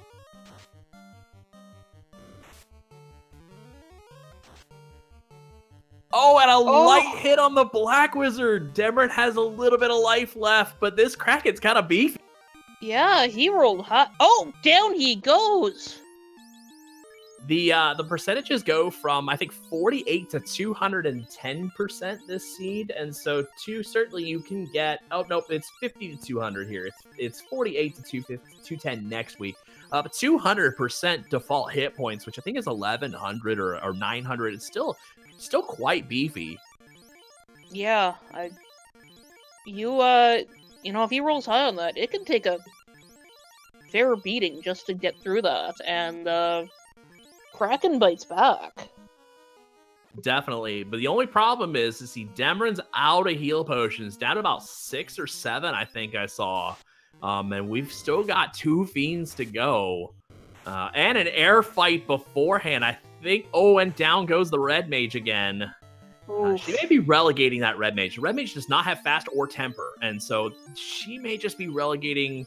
Well, no, okay, she's got 1 life left to live, but it's not looking good. Did she shop for? She went in with 99. I thought so. Here we go, Tiamat 2. Let's see how favorable Tiamat 2 might be. Kraken was pretty rough. That can favor Tiamat being a little softer. We'll see. Because sometimes Tiamat's melee is not terrible. Sometimes it is. Yeah, sometimes. I mean, that the Red Mage was just there as cannon fodder, so that was probably the best possible thing that could have happened there. Oh, 7 for 7, and the Black Wizard's down to the zap. Did Black Wizard have Black Shirt equipped? Because she's not promoted. Oh, that's right. I see. There's your tail right there. That tail is what killed the Black Wizard. We've got Wall, but that's been going to Cure 3s, so... You gotta load up on bonks at this point, because that first hit was 7 for 7. This one's 7 for 228 with some crits. That's better. Yeah. As xalnop blinking, you missed it. I think xalnop just cleared Tiamat, and so xalnop is gonna make his way to Temple of Fiends. As demerine has a 3-worm encounter with Blaze. This is not necessarily good. Every hit drains the resources even more because she's out of heals and out of heal potions and whatnot. Yeah, she's hoping for a very gentle chaos at this point. Yeah, I mean, she is literally coasting on fumes at this point. We've got 1 life left to bring back the Black Mage, 1 Cure 3 left to give the fighter just a little bit of a boost. We are out of heal potions. We are out of cure spells. We are out of fades. We've got a handful of nukes. I would have probably wanted to put that fighter in their top slot, but I get why maybe you don't.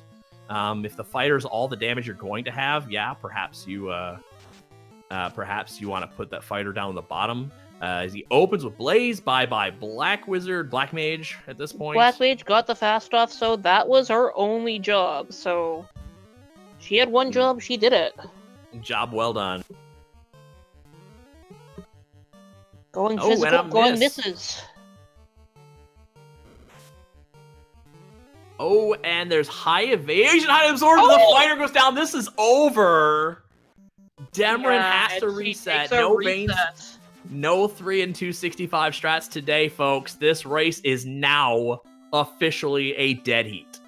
Unfortunately, a deep wipe has allowed xalnop to repurchase and get back into the game and to make Temple of Fiends runs at about the same time. So if you were looking for excitement and don't think you found it all game, welcome to the end of the race. Welcome to the great equalizer. Temple of Fiends revisited. Demerine's going back into Temple of Fiends. xalnop, I think, is doing some last-minute purchasing, probably going for those gold bracelets, maybe, and that were pro rings. What was here? Yes. Yeah.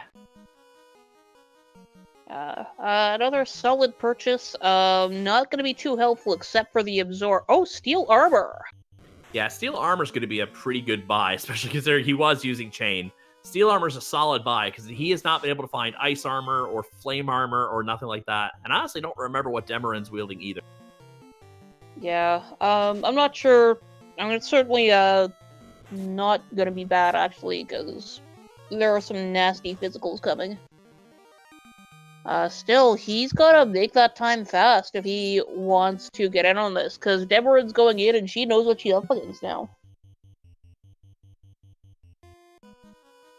Ali Gurrat pointing out in chat that Demerine's running gold bracelet on the fighter. Not terrible at 24 absorb. That steel armor, I think, is going to give that fighter just a little bit better of an edge. Certainly, it's a lot of minus evasion, but a lot of these bosses hit often and hard regardless of what your evasion is.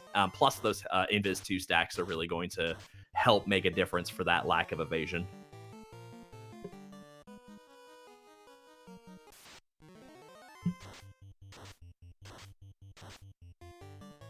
So here is what we know. We know Lich 2 is kind of a pansy. We know Carry 2 hits like a truck. Kraken 2 is packing decent melee, and what is that, a front-end nuke or nuclear? Probably a nuke, right? That was a nuke, yeah. So we know Kraken's got a front-end nuke. We know Tiamat is kind of unreasonable. Yeah. Then not a nice lady.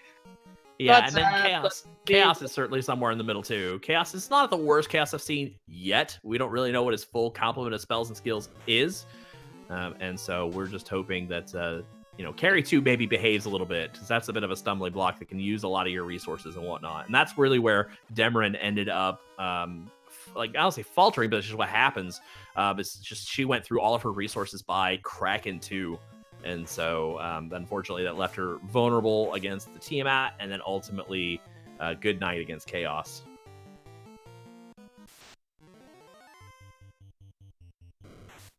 And all of these Agaba fights she's running into are really gonna work for xalnop here, because they are holding her up, slowing her down, and he is parking the airship outside the temple. He's just going through these spiders, resetting. Yeah, and for Demerine, see, the most important thing Demerine it has going for her right now is Demerine knows what's about to happen. Demerine knows this carry hits really hard, and she doesn't know much else, but she also knows all of their hit point totals up to Tiamat 2, which is going to be important. She knows which ones can get nuked down in a hurry, which ones need a little more, need a little more coaxing and what have you. How much time she potentially has before she gets absolutely waxed. And so, yeah, these are all going to play into her favor on the second trip. The things that xalnop has not seen yet.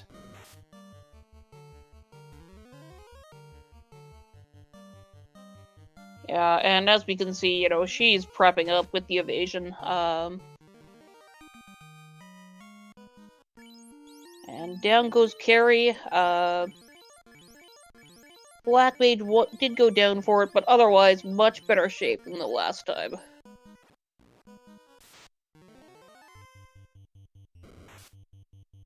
And yeah, she's just gonna let the Black Mage take a nap while they ferry her across the floor.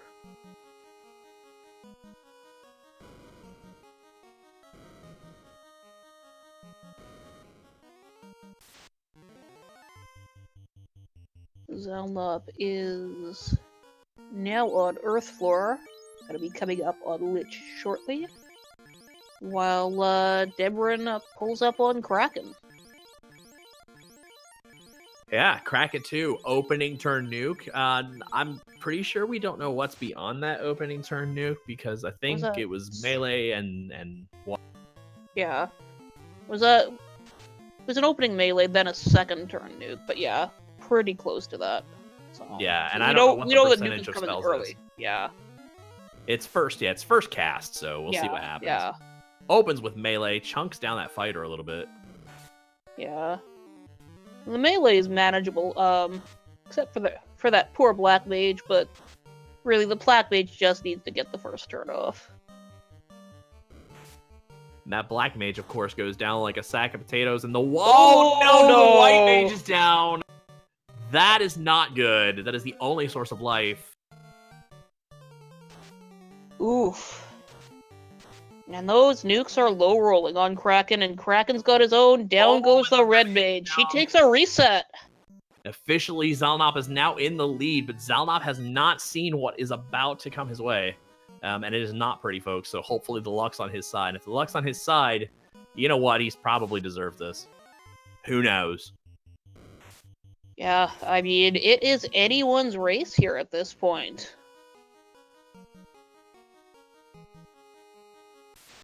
It's one of those things you got to ask yourself is how important, and I mean, obviously the tail would not have affected right there, but if Demerine had won that match, Demerine would have had a Red Mage with no fast, no temper, and no life, with just the nukes and fades in her pocket, and the fighter.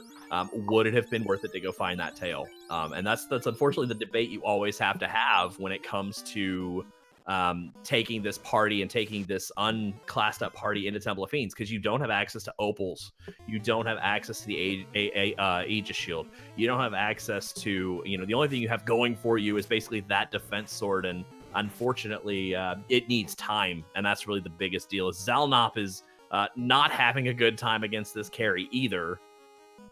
Yeah, but you know what? He's holding up a little better. That steel armor and those getting those evasions off early. She's hitting him, but not nearly as hard. Question in chat: how many charges does the White Mage have? I think it's 5 charges. It's 5 or 6 charges of life.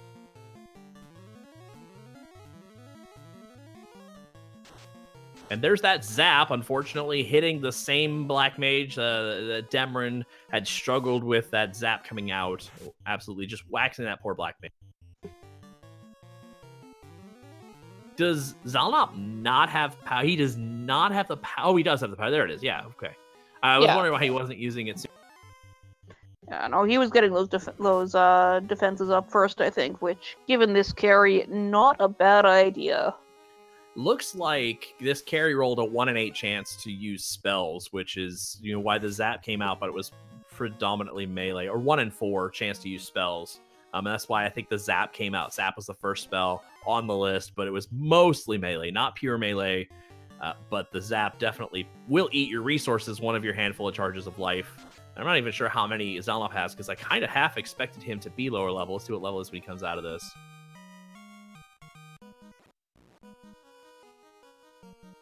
And blinking, you missed it. I didn't see what level xalnop's characters were.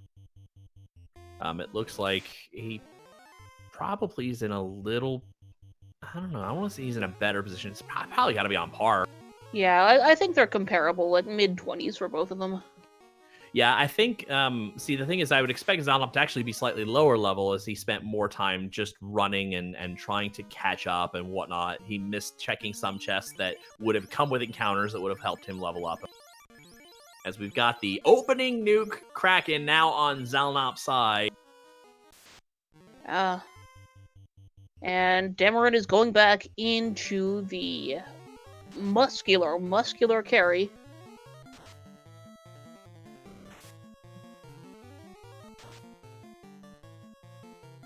And there's that opening nuke. Red mage down, white mage down to 14 hit points.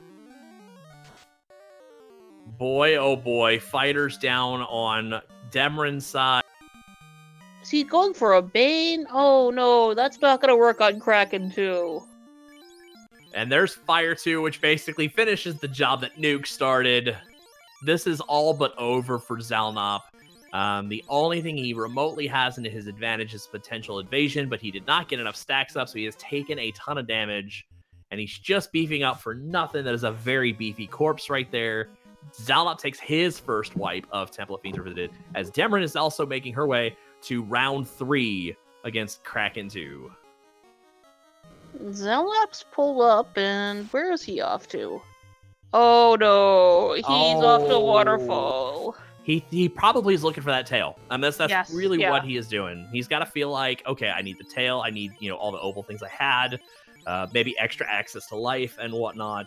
And unfortunately, xalnop is going to come up empty-handed with this play.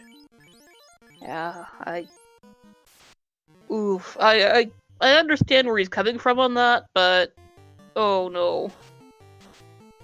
Yeah, I think at this point... Oh, and there's the opening nuke again. Favorable rolls. All 4 party members live.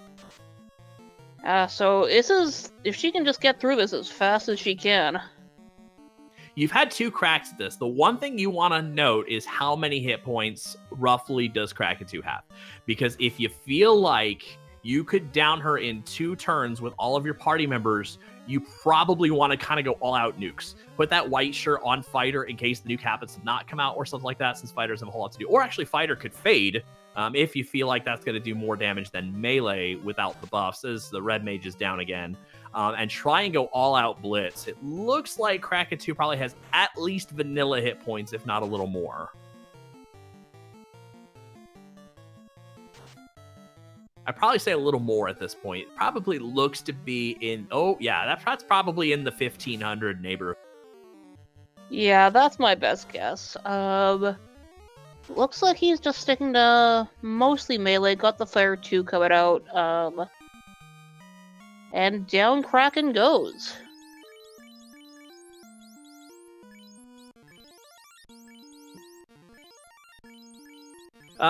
Question, chat, what was the fight on the tile here? I'm imagining you're asking about Waterfall Cave. I wish I could remember, honestly. It wasn't to Ogre. I think that was down in Sea.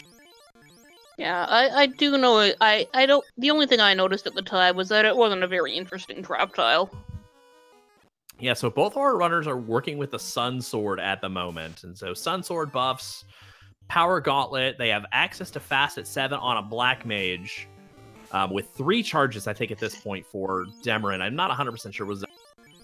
Unfortunately, xalnop is about to run into that bust that is Waterfall Cave. 6 chests of nothing and a canal is what awaits xalnop here. As demerine's working on her, what is actually, I think, the second attempt on Tiamat 2.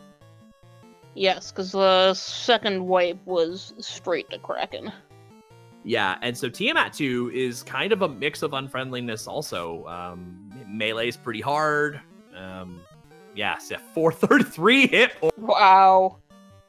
Got that, and she's got the zap too, which will take out a lot of that party, because Just Yeah, kind of you have two ribbons in that. You have two ribbons in that party. So there's the zap, which does take out the black mage, which is kind of typical. Red mage survives thanks to some of the magic defense that's built up. Low And the hits wall for went that. off on the red mage too. Oh yeah, there we go. That's why. Okay, so there's a rub, no good. Yeah. She doesn't. Tiamat does not have a ton of hit points, I don't think. If we can just get. We're out of fade charges. That is 7 for 7. 7 hits, 7 damage. The Tiamat, that fighter is going to have to try and buff as much as possible. That is, of course, assuming that they don't take a wreck here. Which, no. Tiamat 2 is down. Got that nuke off from the red mage.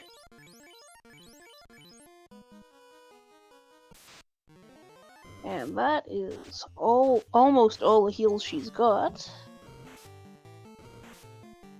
xalnop pulling away from his ill-fated attempt for something, anything. He's going back into Earth.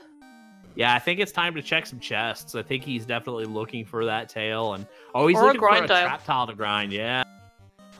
Here come the blaze worms. The blaze worms are being incredibly unfriendly right now. Down goes the red mage. Down goes the black mage. Somewhere Shofukamachi is crying to himself. Oh no.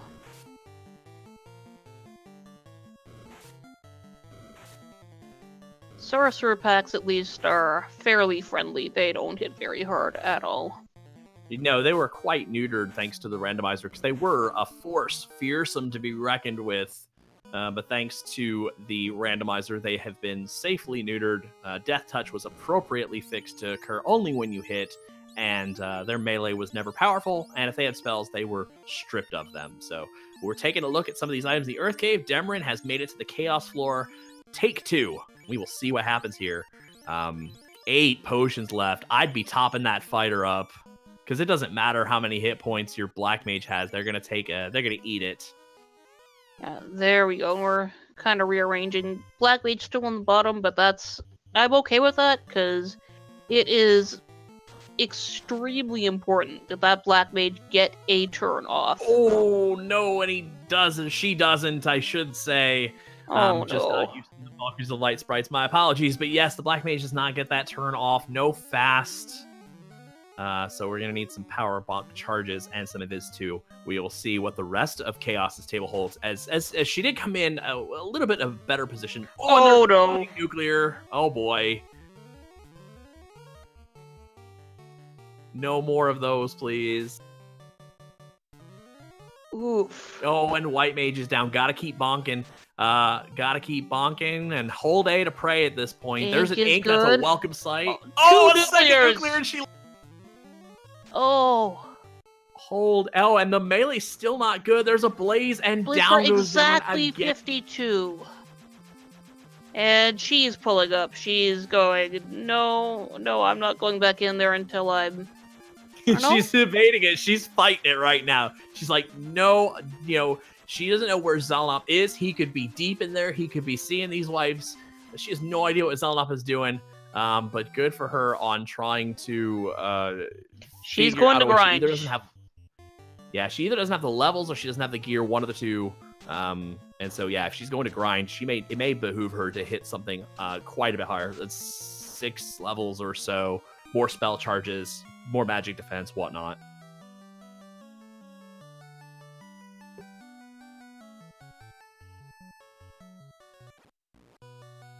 Yeah, so at this point, yeah, I think both of our players are not gonna take the chance on digging for either Tail or Vasa. They're gonna go for levels on this.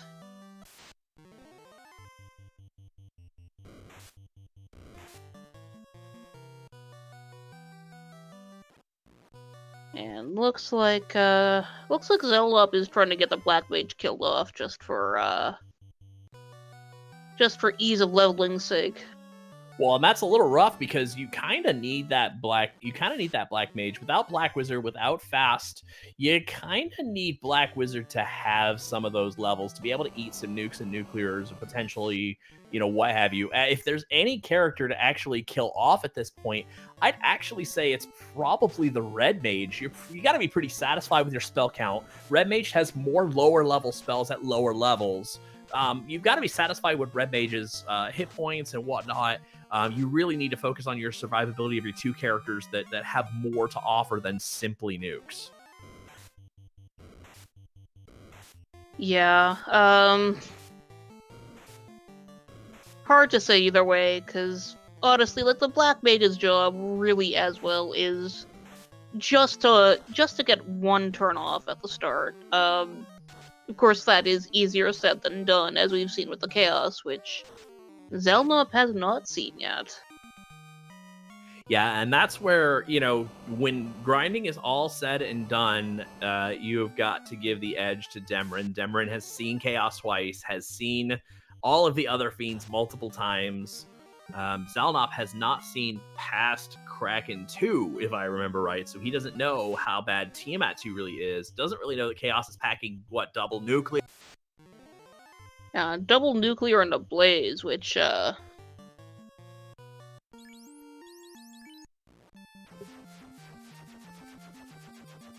And did Demerine not remember which tile in ice was the green Medusas?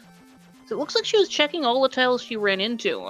It was on the floater tile. It's the eye tile, yeah. It's the eye tile. So maybe it's time to check. She's making the marsh dive. Yeah, she was... Okay, yeah, that wasn't a grind check. That was a chest run. Okay, if she skipped a particular room or something like that? Yeah, just making sure.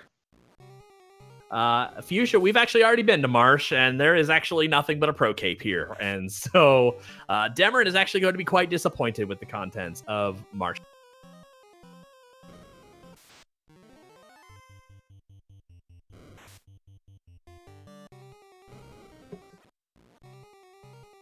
Yeah, there is not much to be seen here at all.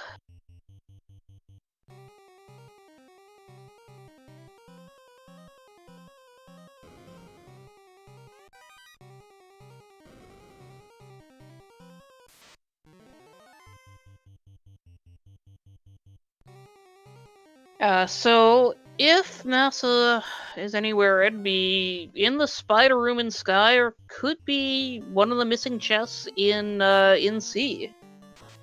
Yeah, we have almost a full clear of C at our disposal, including the ladies. We have the mermaids. We have many of the non-Sharknado rooms down in, I think it was that B3 of C or B4 of C. We've got a majority of the Earth Cave. We have Spider Room. We have actually that... oh no, Demerine did check 3F of Sky, I think. Yes, yeah. Yeah, she full cleared that.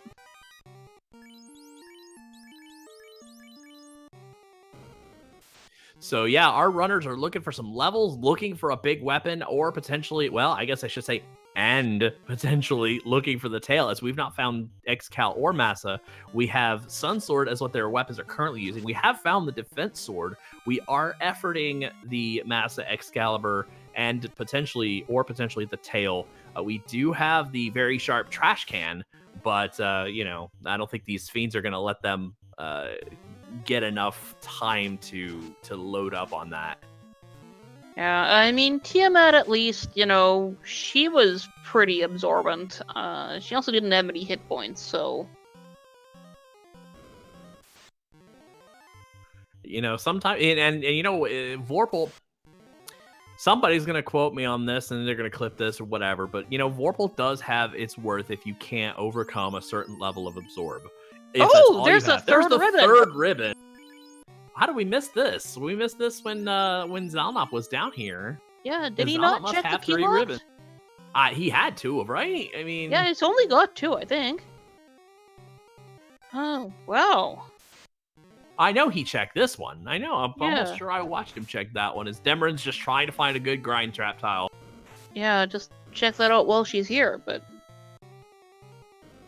Yeah, Lord Fizz will be pointing out in chat. Yes, if we do find the tail, the current crop of equipment becomes good enough. And you're absolutely right. As much as we dog on the Vorpal Sword and how terrible it truly is, the Vorpal Sword can represent a sort of good enough, let's go back and try it. Because you're also going to get a substantial bump to your defense as well with being able to equip opals and whatnot. White Shirt becomes equipable. Not that that gives you a boost to, it gives you a reduction of evasion, but you're going to also gain some magic defense and whatnot, or some resistance, which I guess are actually covered by Ribbon. So that's kind of a moot point.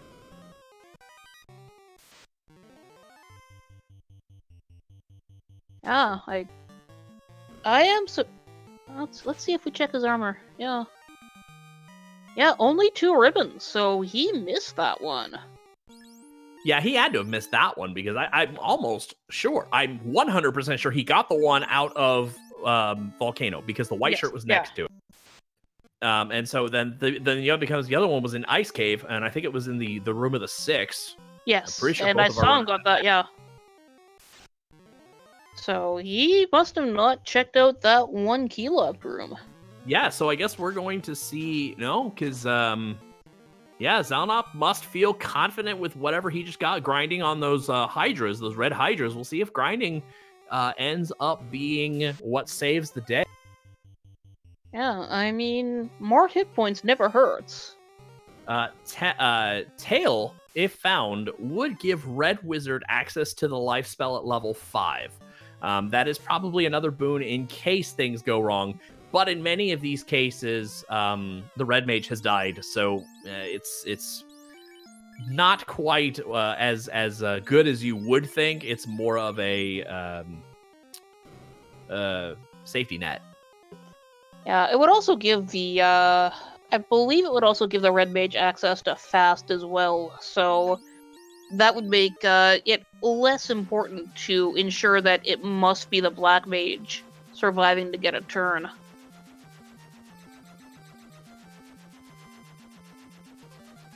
And Demerine is off to check Sea Shrine.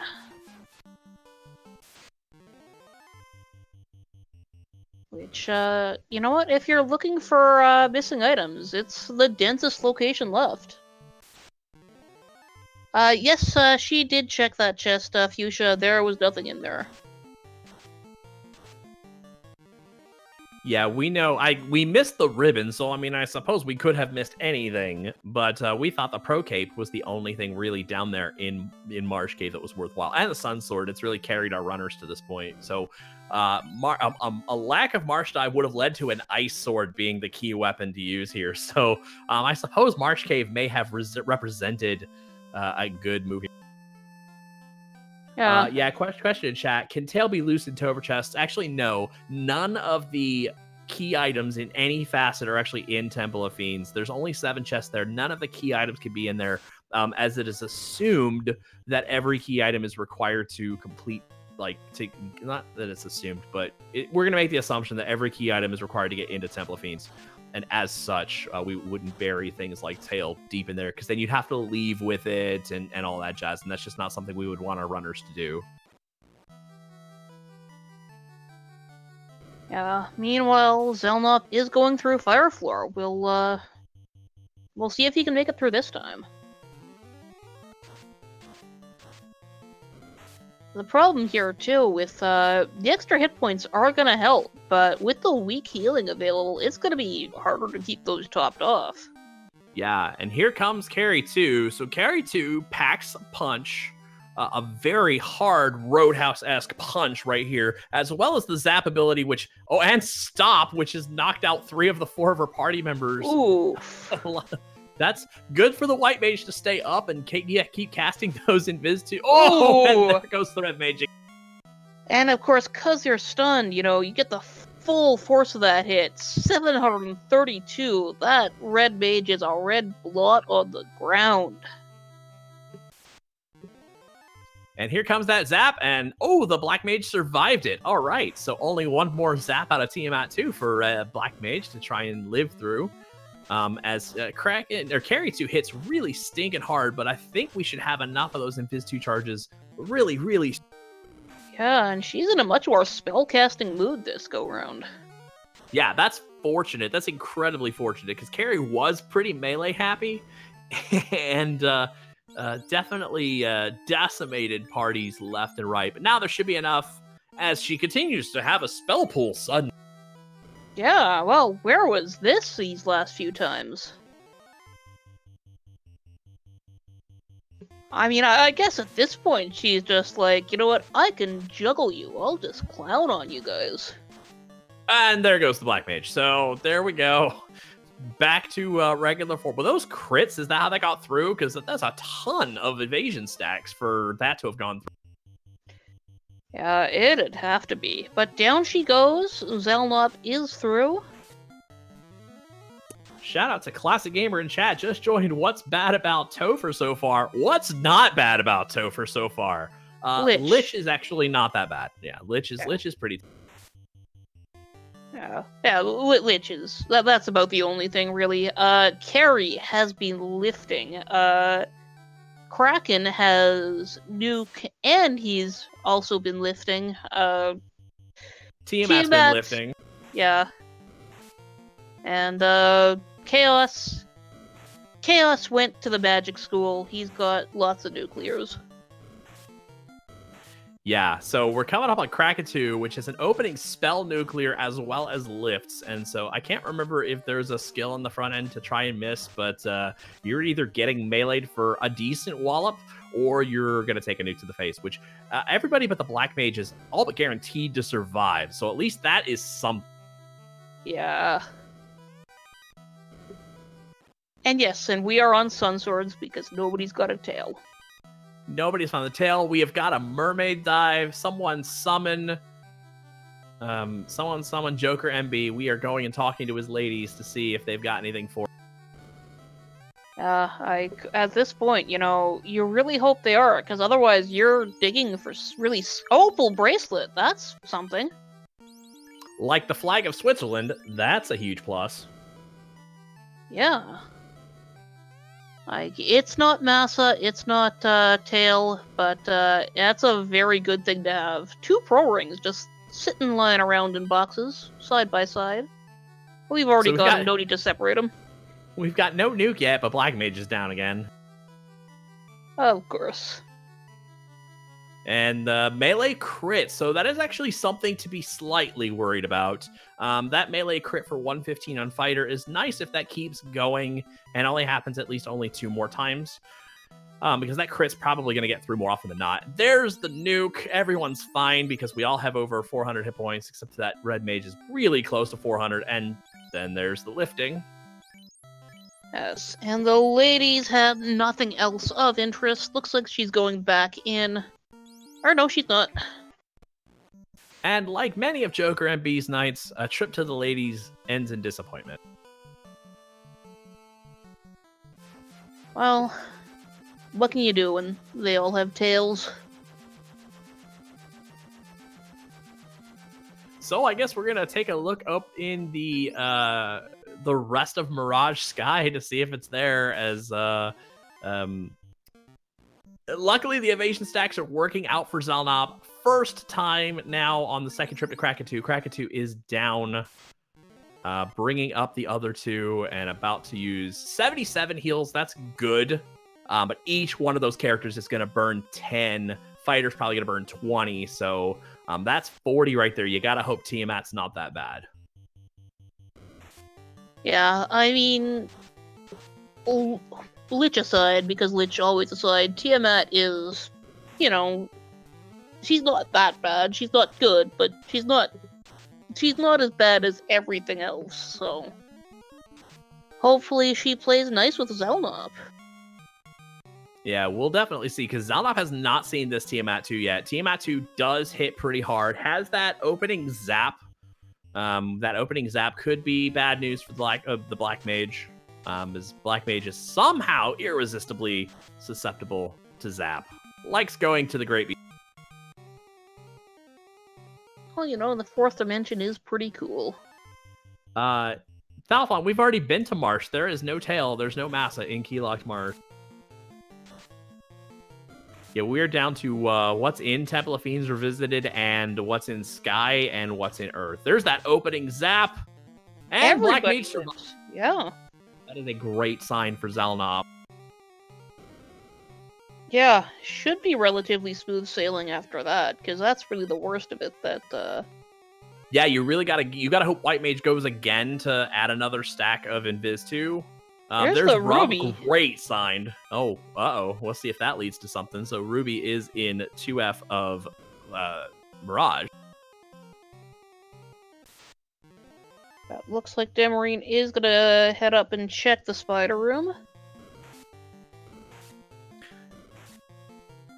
Yeah, spellcasting is great from Tiamat so far because it allowed xalnop to get those evasion stacks up. Party's in great shape here. You still gotta get more. I think maybe need more bonk charges. We'll see. It's satisfactory. There we go.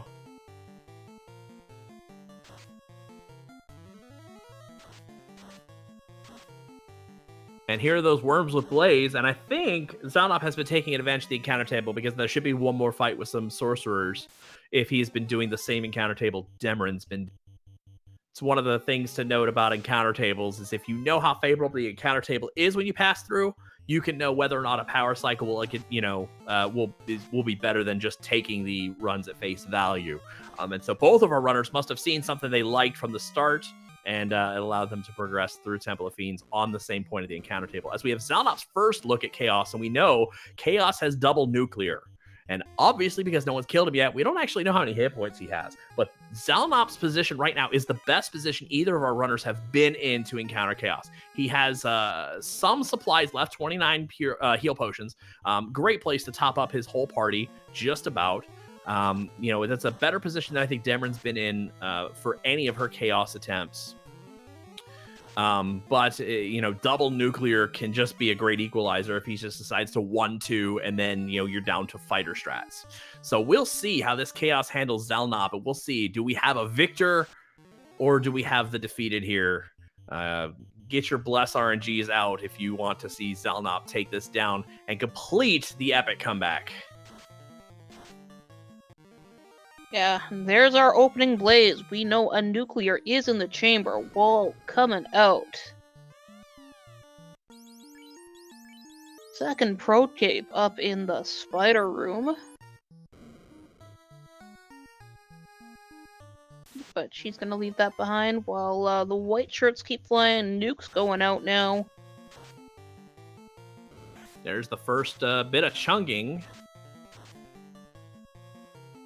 On to Chaos. Keeps building it up. The evasion stacks. Miss the red mage. xalnop's in a pretty good seat right here. Don't want a commentator's curse, but the two nukes are in the two nuclears are in the chamber. And I kind of wished I'd see Demerine take these rock goal fights. And there's the first. Black mage is down. Fighter is still powering up. Trying to get his power level over 9,000. We will see if it is enough right now to overcome. We'll see what Chaos does in his second turn. If he gets one, he could have low hit points. 2 for 22. Oh no, buckle up. This one's gonna be a long one. All that power. You got like 3 more turns of that. There's evasion, the NASA high on absorb. Demerine's side. That could be a game changer if this fight goes sideways for xalnop. And she is equipping that, and she is not out of there yet. I think I would have liked to have seen her take the rock goal fights. Yeah. Those are nice, hardy experience fight. 2 for 81, you're kind of getting there. Thorhammer's not getting the job done, but your evasion's good. But that second nuclear is somewhere in the chamber. Yeah, it's coming, and that's going to take out the red mage at least. Yeah, you want to top that fight. Here's the second nuclear. Red mage is down. White mage is still up. You want to get that fighter topped up because we've not seen the skill. We've not seen the fourth skill in Chaos's arsenal. It could be Tornado. It could be Swirl. Could be a third nuclear. Oh, that hit gets through. No, that's not a sign. Yeah, Chaos is Blaze, Nuclear, Ink, Nuclear. Oh, okay. So we are back at the top, which means a nuclear has now rolled back to the front of the chamber. This could be it. If a nuclear comes out here, this could be it. There's a melee and a miss. It's a great sign. 3 hits for 97. There's the nuclear, and he's down. Well, we have now found the mass immune, which is going to be kind of the great equalizer of these two. Demerine is ready. The only thing is Demerine, I don't think, had the same levels that xalnop has. So we will see just how much that massa is equalizing the game for her. Probably going to take a couple of quick trips around here. Oh, maybe it's time for an Earth Cave. Maybe she really wants to find Tail. Maybe that's really what she's looking for. Could be looking for an easy grind as well. Hard to say. But she's going for chest still. Yeah, I think xalnop was in the right position. I think if he just goes back and does that again and just loads like 6 or 8 charges of Power Gauntlet, I think he would have enough to overcome. You just got to front load all of them. Don't take any turns swinging. There's the tail. What? All right, so those of you who are fans of that early Earth dive, you are rewarded. Tail is in the first floor of Earth. xalnop went in there to do the trap tiles, but I don't think he checked the chests. No, he found those hydras up on the upper chest. Checked that one, but didn't check any of the others.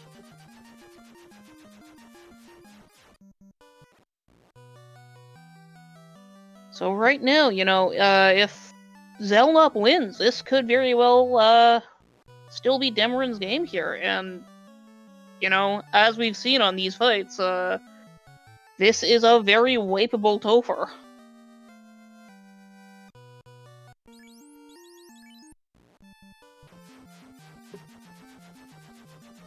Yeah, and see, the thing is, I really liked everything about xalnop's run, except I think I would have and now that he knows that, just front load all those Power Gauntlet charges. Because he's still at the advantage being in Temple of Fiends. The mass immune is a good advantage to have, but you're now deep, or you're getting into the run. By the time Demerine gets to Temple of Fiends, xalnop will probably be at the Earth floor or so.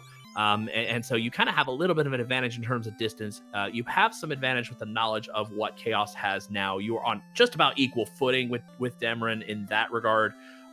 Front load those Power Gauntlet charges. Just 5, 6, whatever you think you need to do, because that absorb and that evasion was really high. There's life 2 at 8. If White Mage can get, and there's Temper as well. If White Mage can get to, she's got 3 charges of life 2. That is huge. Yeah. And she's gonna go for it. She's gonna go pick up Cure 4, probably level 8 as well. Yeah, and that's that's a bit of a Life 2 is a better cure spell than Cure 4. It cures for 1 more point than Cure 4 does. I don't know if I like going and pick up Cure 4. Aside to say, it's great to use it during the fight. And so if you didn't have to burn those life 3s in the process of getting up there, Cure 4 is great to use during the Chaos fight or other. Yeah, I don't mind the play, just because if you can get there with any of those level 8 charges to spare, life 2 is useless during a fight. And at this point, she knows Topher is nasty. She knows she's probably got some time. And she did also pick up heal 3 at 7, which is very good as well. Yeah, and I mean, you can debate the merits of getting Cure 4 all day long. I think I kind of like it. It also, if you don't use them, if you use your life 2s, you are saving some of those resources that she had been burning up to that point. And so I do like it. Unfortunately, level 8 only goes to the White Wizards. And so... so silly. The Red Mage gets they get the slots. They just can't learn the spells. Yeah, and that's another one of those little bit of things of a shame. I mean, even 1 level 8 would be really, really nice. But yeah, that's really where we're at here is can xalnop get it together by the time Demerine's ready to start a run? Because those Cure 4s could be invaluable. At best now he's using Cure 3 if he's got those available to him by the time he gets to that point. Cure 3 is nice, but I mean, it really tops out at like, what, 90-ish hit points? It's... Yeah. Not really worthwhile to use in a fight to cover you in the event of a catastrophic spell or skill. Yeah. This is hard to say. That last Chaos fight was theoretically winnable. But with all of these things that Demerine has now, if she can get through here, she's going to have a much easier go of it. Getting that Red Mage life as well, which very important.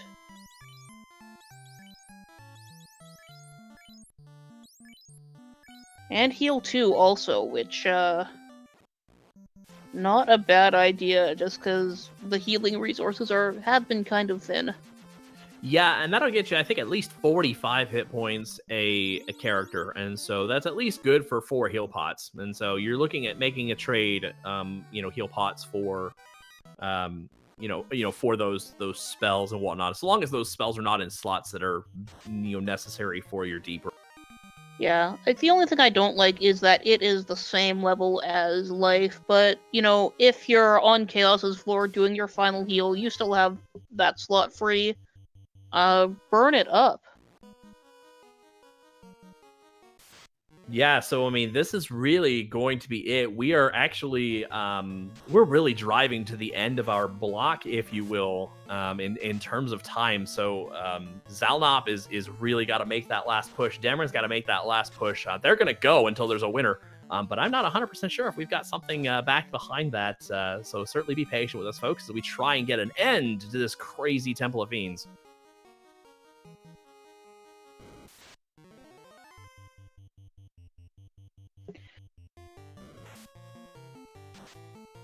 Yeah, it looks like, yeah. We'll see how this goes.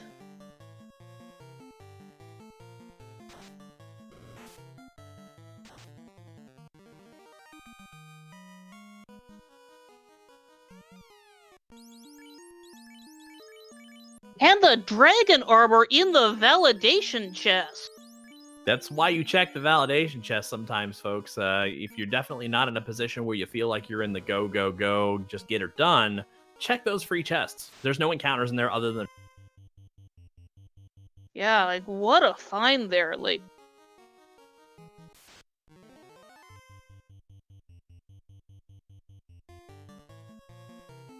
And xalnop is... opening nuke. Just, yeah. It's what happens. It's this opening nuke Kraken, and Kraken is a bully. A terrible bully with nuclear power.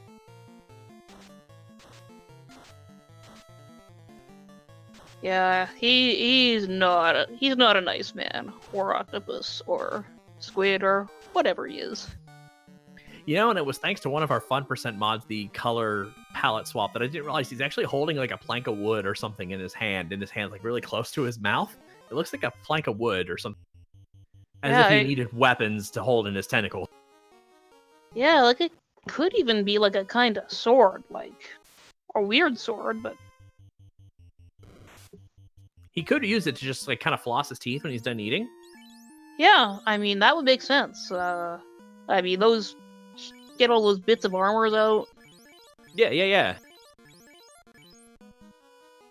Okay, take a deep breath. The white mage is down. This is a fighter only scenario.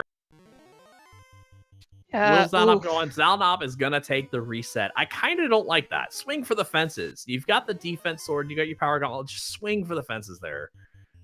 You could have just, you never know. Kraken could have been right at the end. Unless he knew, got a sense of Kraken's hit points and realized he was nowhere close. As over here, Lich 2 gets abused because no one respects Lich 2. Demerine2's got 31 on at least one of her tunes. It doesn't look like it's the fighter unless the fighter is just not respecting Lich and being at full hit points. Now xalnop is going and looking for more resources, heading for Sky, which is a play that will be rewarded.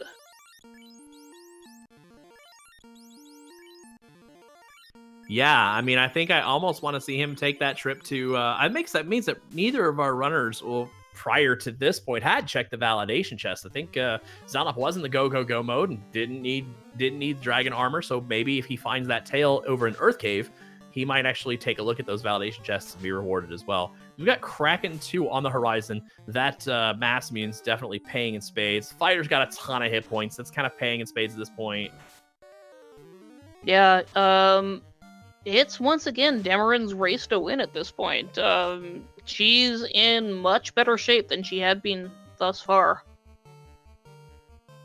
Yeah, and those 215s are really allowing her to just swing and not do power gauntlet strats, allowing her to try and chew through that a little faster.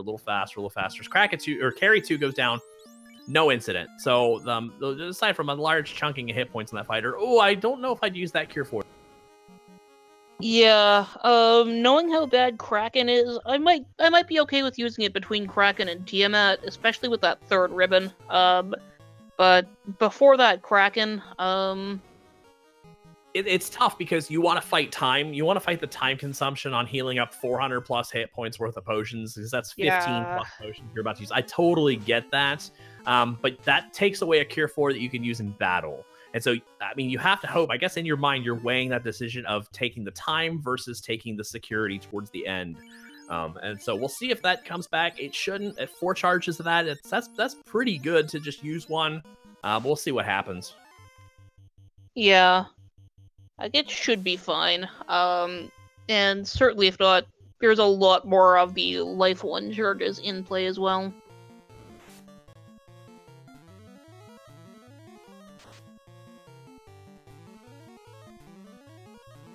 So here comes Kraken 2.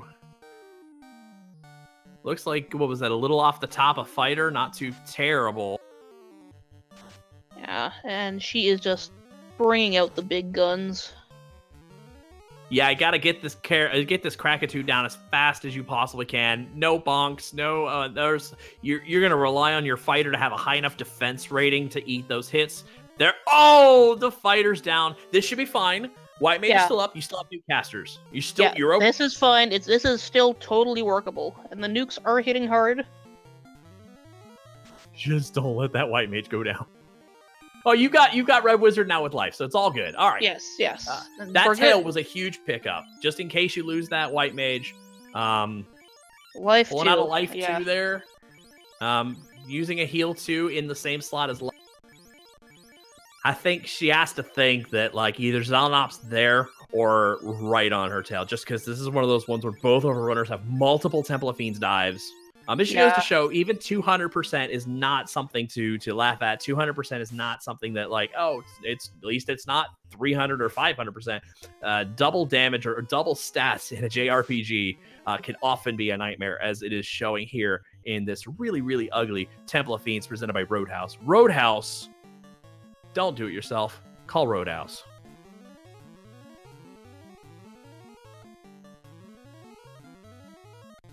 And Tiamat 2 shouldn't be nearly as much of a problem with the extra ribbon in play. Massa should also have a lot easier time cutting through her tough, dragony hide. Definitely, and you probably need to go ahead and using Black Mage to stack some tempers, because they do have a high absorb. There we go, 10 hits for 260. Some of that crit crack in the armor, but 10 hits is really nice. 10 hits is going to give you more crit chances. You should overcome this fight. I think Demerine's in a great position to go ahead and finish this. Yeah, and she's got to be really worried at this point. 220 into a race on these flags. This doesn't happen very often. Where neither racer is finished. I mean, we're at the 220 mark, and our runners have been in Temple of Fiends, I think, at least since I want to say Demerine's first trip was 130, 140, I want to say. I think so, yeah. So, I mean, we've been in here almost an hour. So, I mean, that just goes to show how bad this Temple of Fiends truly is. Here we go. Demerine on Chaos. We know it's Blaze Nuclear, Blaze Ink. Or, sorry, Blaze Nuclear, Ink Nuclear. Sorry, it is a double nuclear on the thing. Yes. And probably at least a half and half chance to use skills. There's the first Blaze. Yeah, much softer now with, we've got a wall off, first turn, got the third ribbon out. That Blaze is much friendlier to deal with now. And now we got some heals. Keeping everybody off, yeah. Yeah, picking that fighter up, picking up the rest of the party up, making sure the next nuclear is not going to be devastating. This one should be in the bag. I don't think we've seen even a single spell. We've seen a spell yet from Chaos. It's been skills and melee, I think. Yeah, I don't think we've seen spells. 4 for 613. Yeah. That is more like it. Yeah, this Demerine should be taking us home on this, because I do not see this causing another wipe at this point.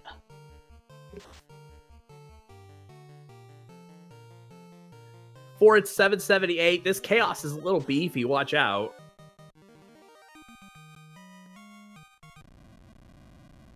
And there she blows. Coming in with an official SRL time of 2:22:39 with an immediate forfeit by xalnop. I do not blame him.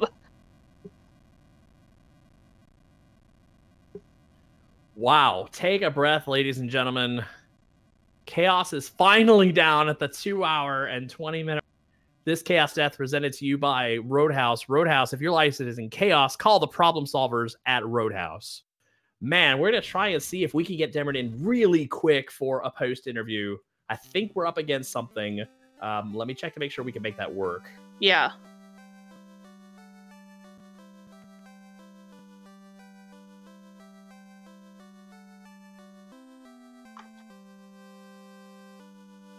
Okay, real quick, we are joined in the Randomania chat room by our victor tonight, Demerine Gigi.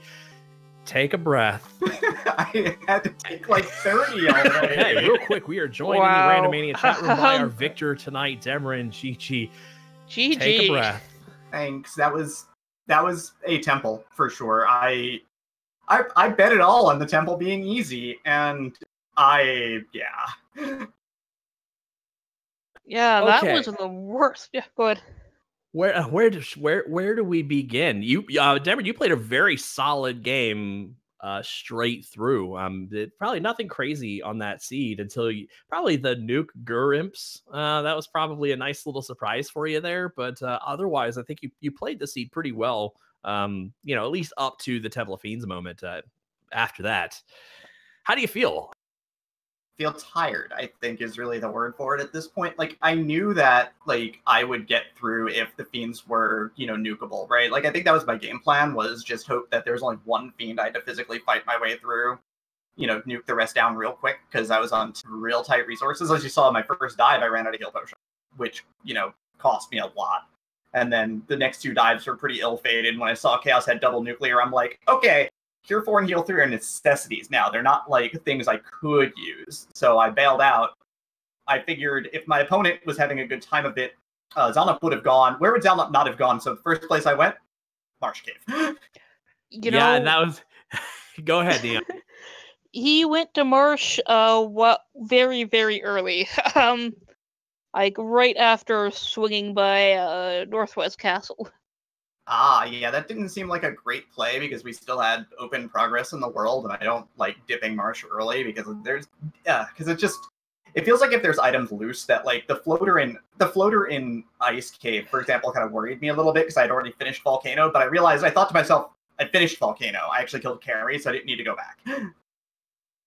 Yeah, and fortunately that dragon chest the red dragon chest that you had to pass up, there was just a nice sword in there, so no big deal.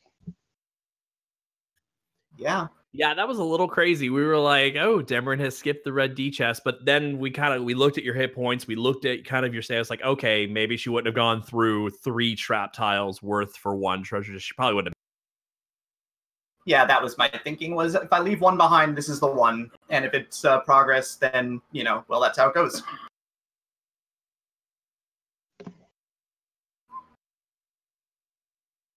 So good luck finding that tail. Really, we paid off. We debated for a long time after the robot gave you the canal whether or not the tail was going to be vital to the success of the run. And I mean, ultimately, I guess I could say it's a push because you found Massa, and that ended up being a great equalizer. But then finding dragon armor in the validation chest only kind of further confirmed your find for the tail. Did you really think tail was vital, or was there something else you were looking for?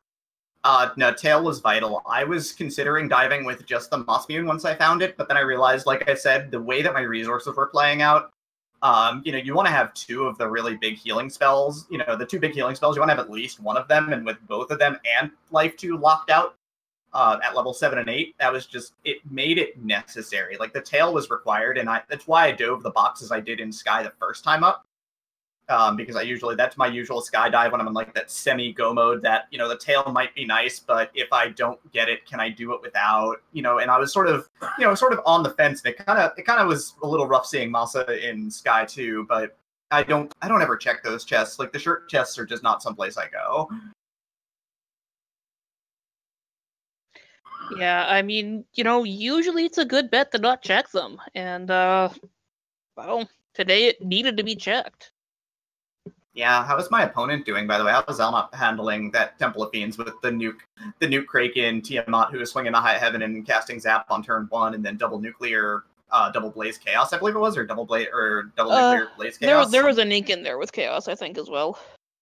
Yeah, but it was after 2 nuclears. Yeah, it was like Blaze, nuclear, ink, nuclear, and he was doing it about the same as you were. Right when he put the forfeit in, he was on Sky 2 right then. He was doubling back also to try and get the tail in the weapon. Yeah, they were not optional on this seed, really. No, not at all. Okay, wow. Ladies and gentlemen, there's more Final Fantasy randomizer action going on across the various networks. I just want to give a huge shout out to Randomania for letting us go long like this. Huge props to Lord Fizzlebeath doing the restreaming, Farron doing the tracking, my partner Neon Gray. Pleasure on commentary. Demerine, any final thoughts on this seed? Yeah, no, we need more temples like this. We really do.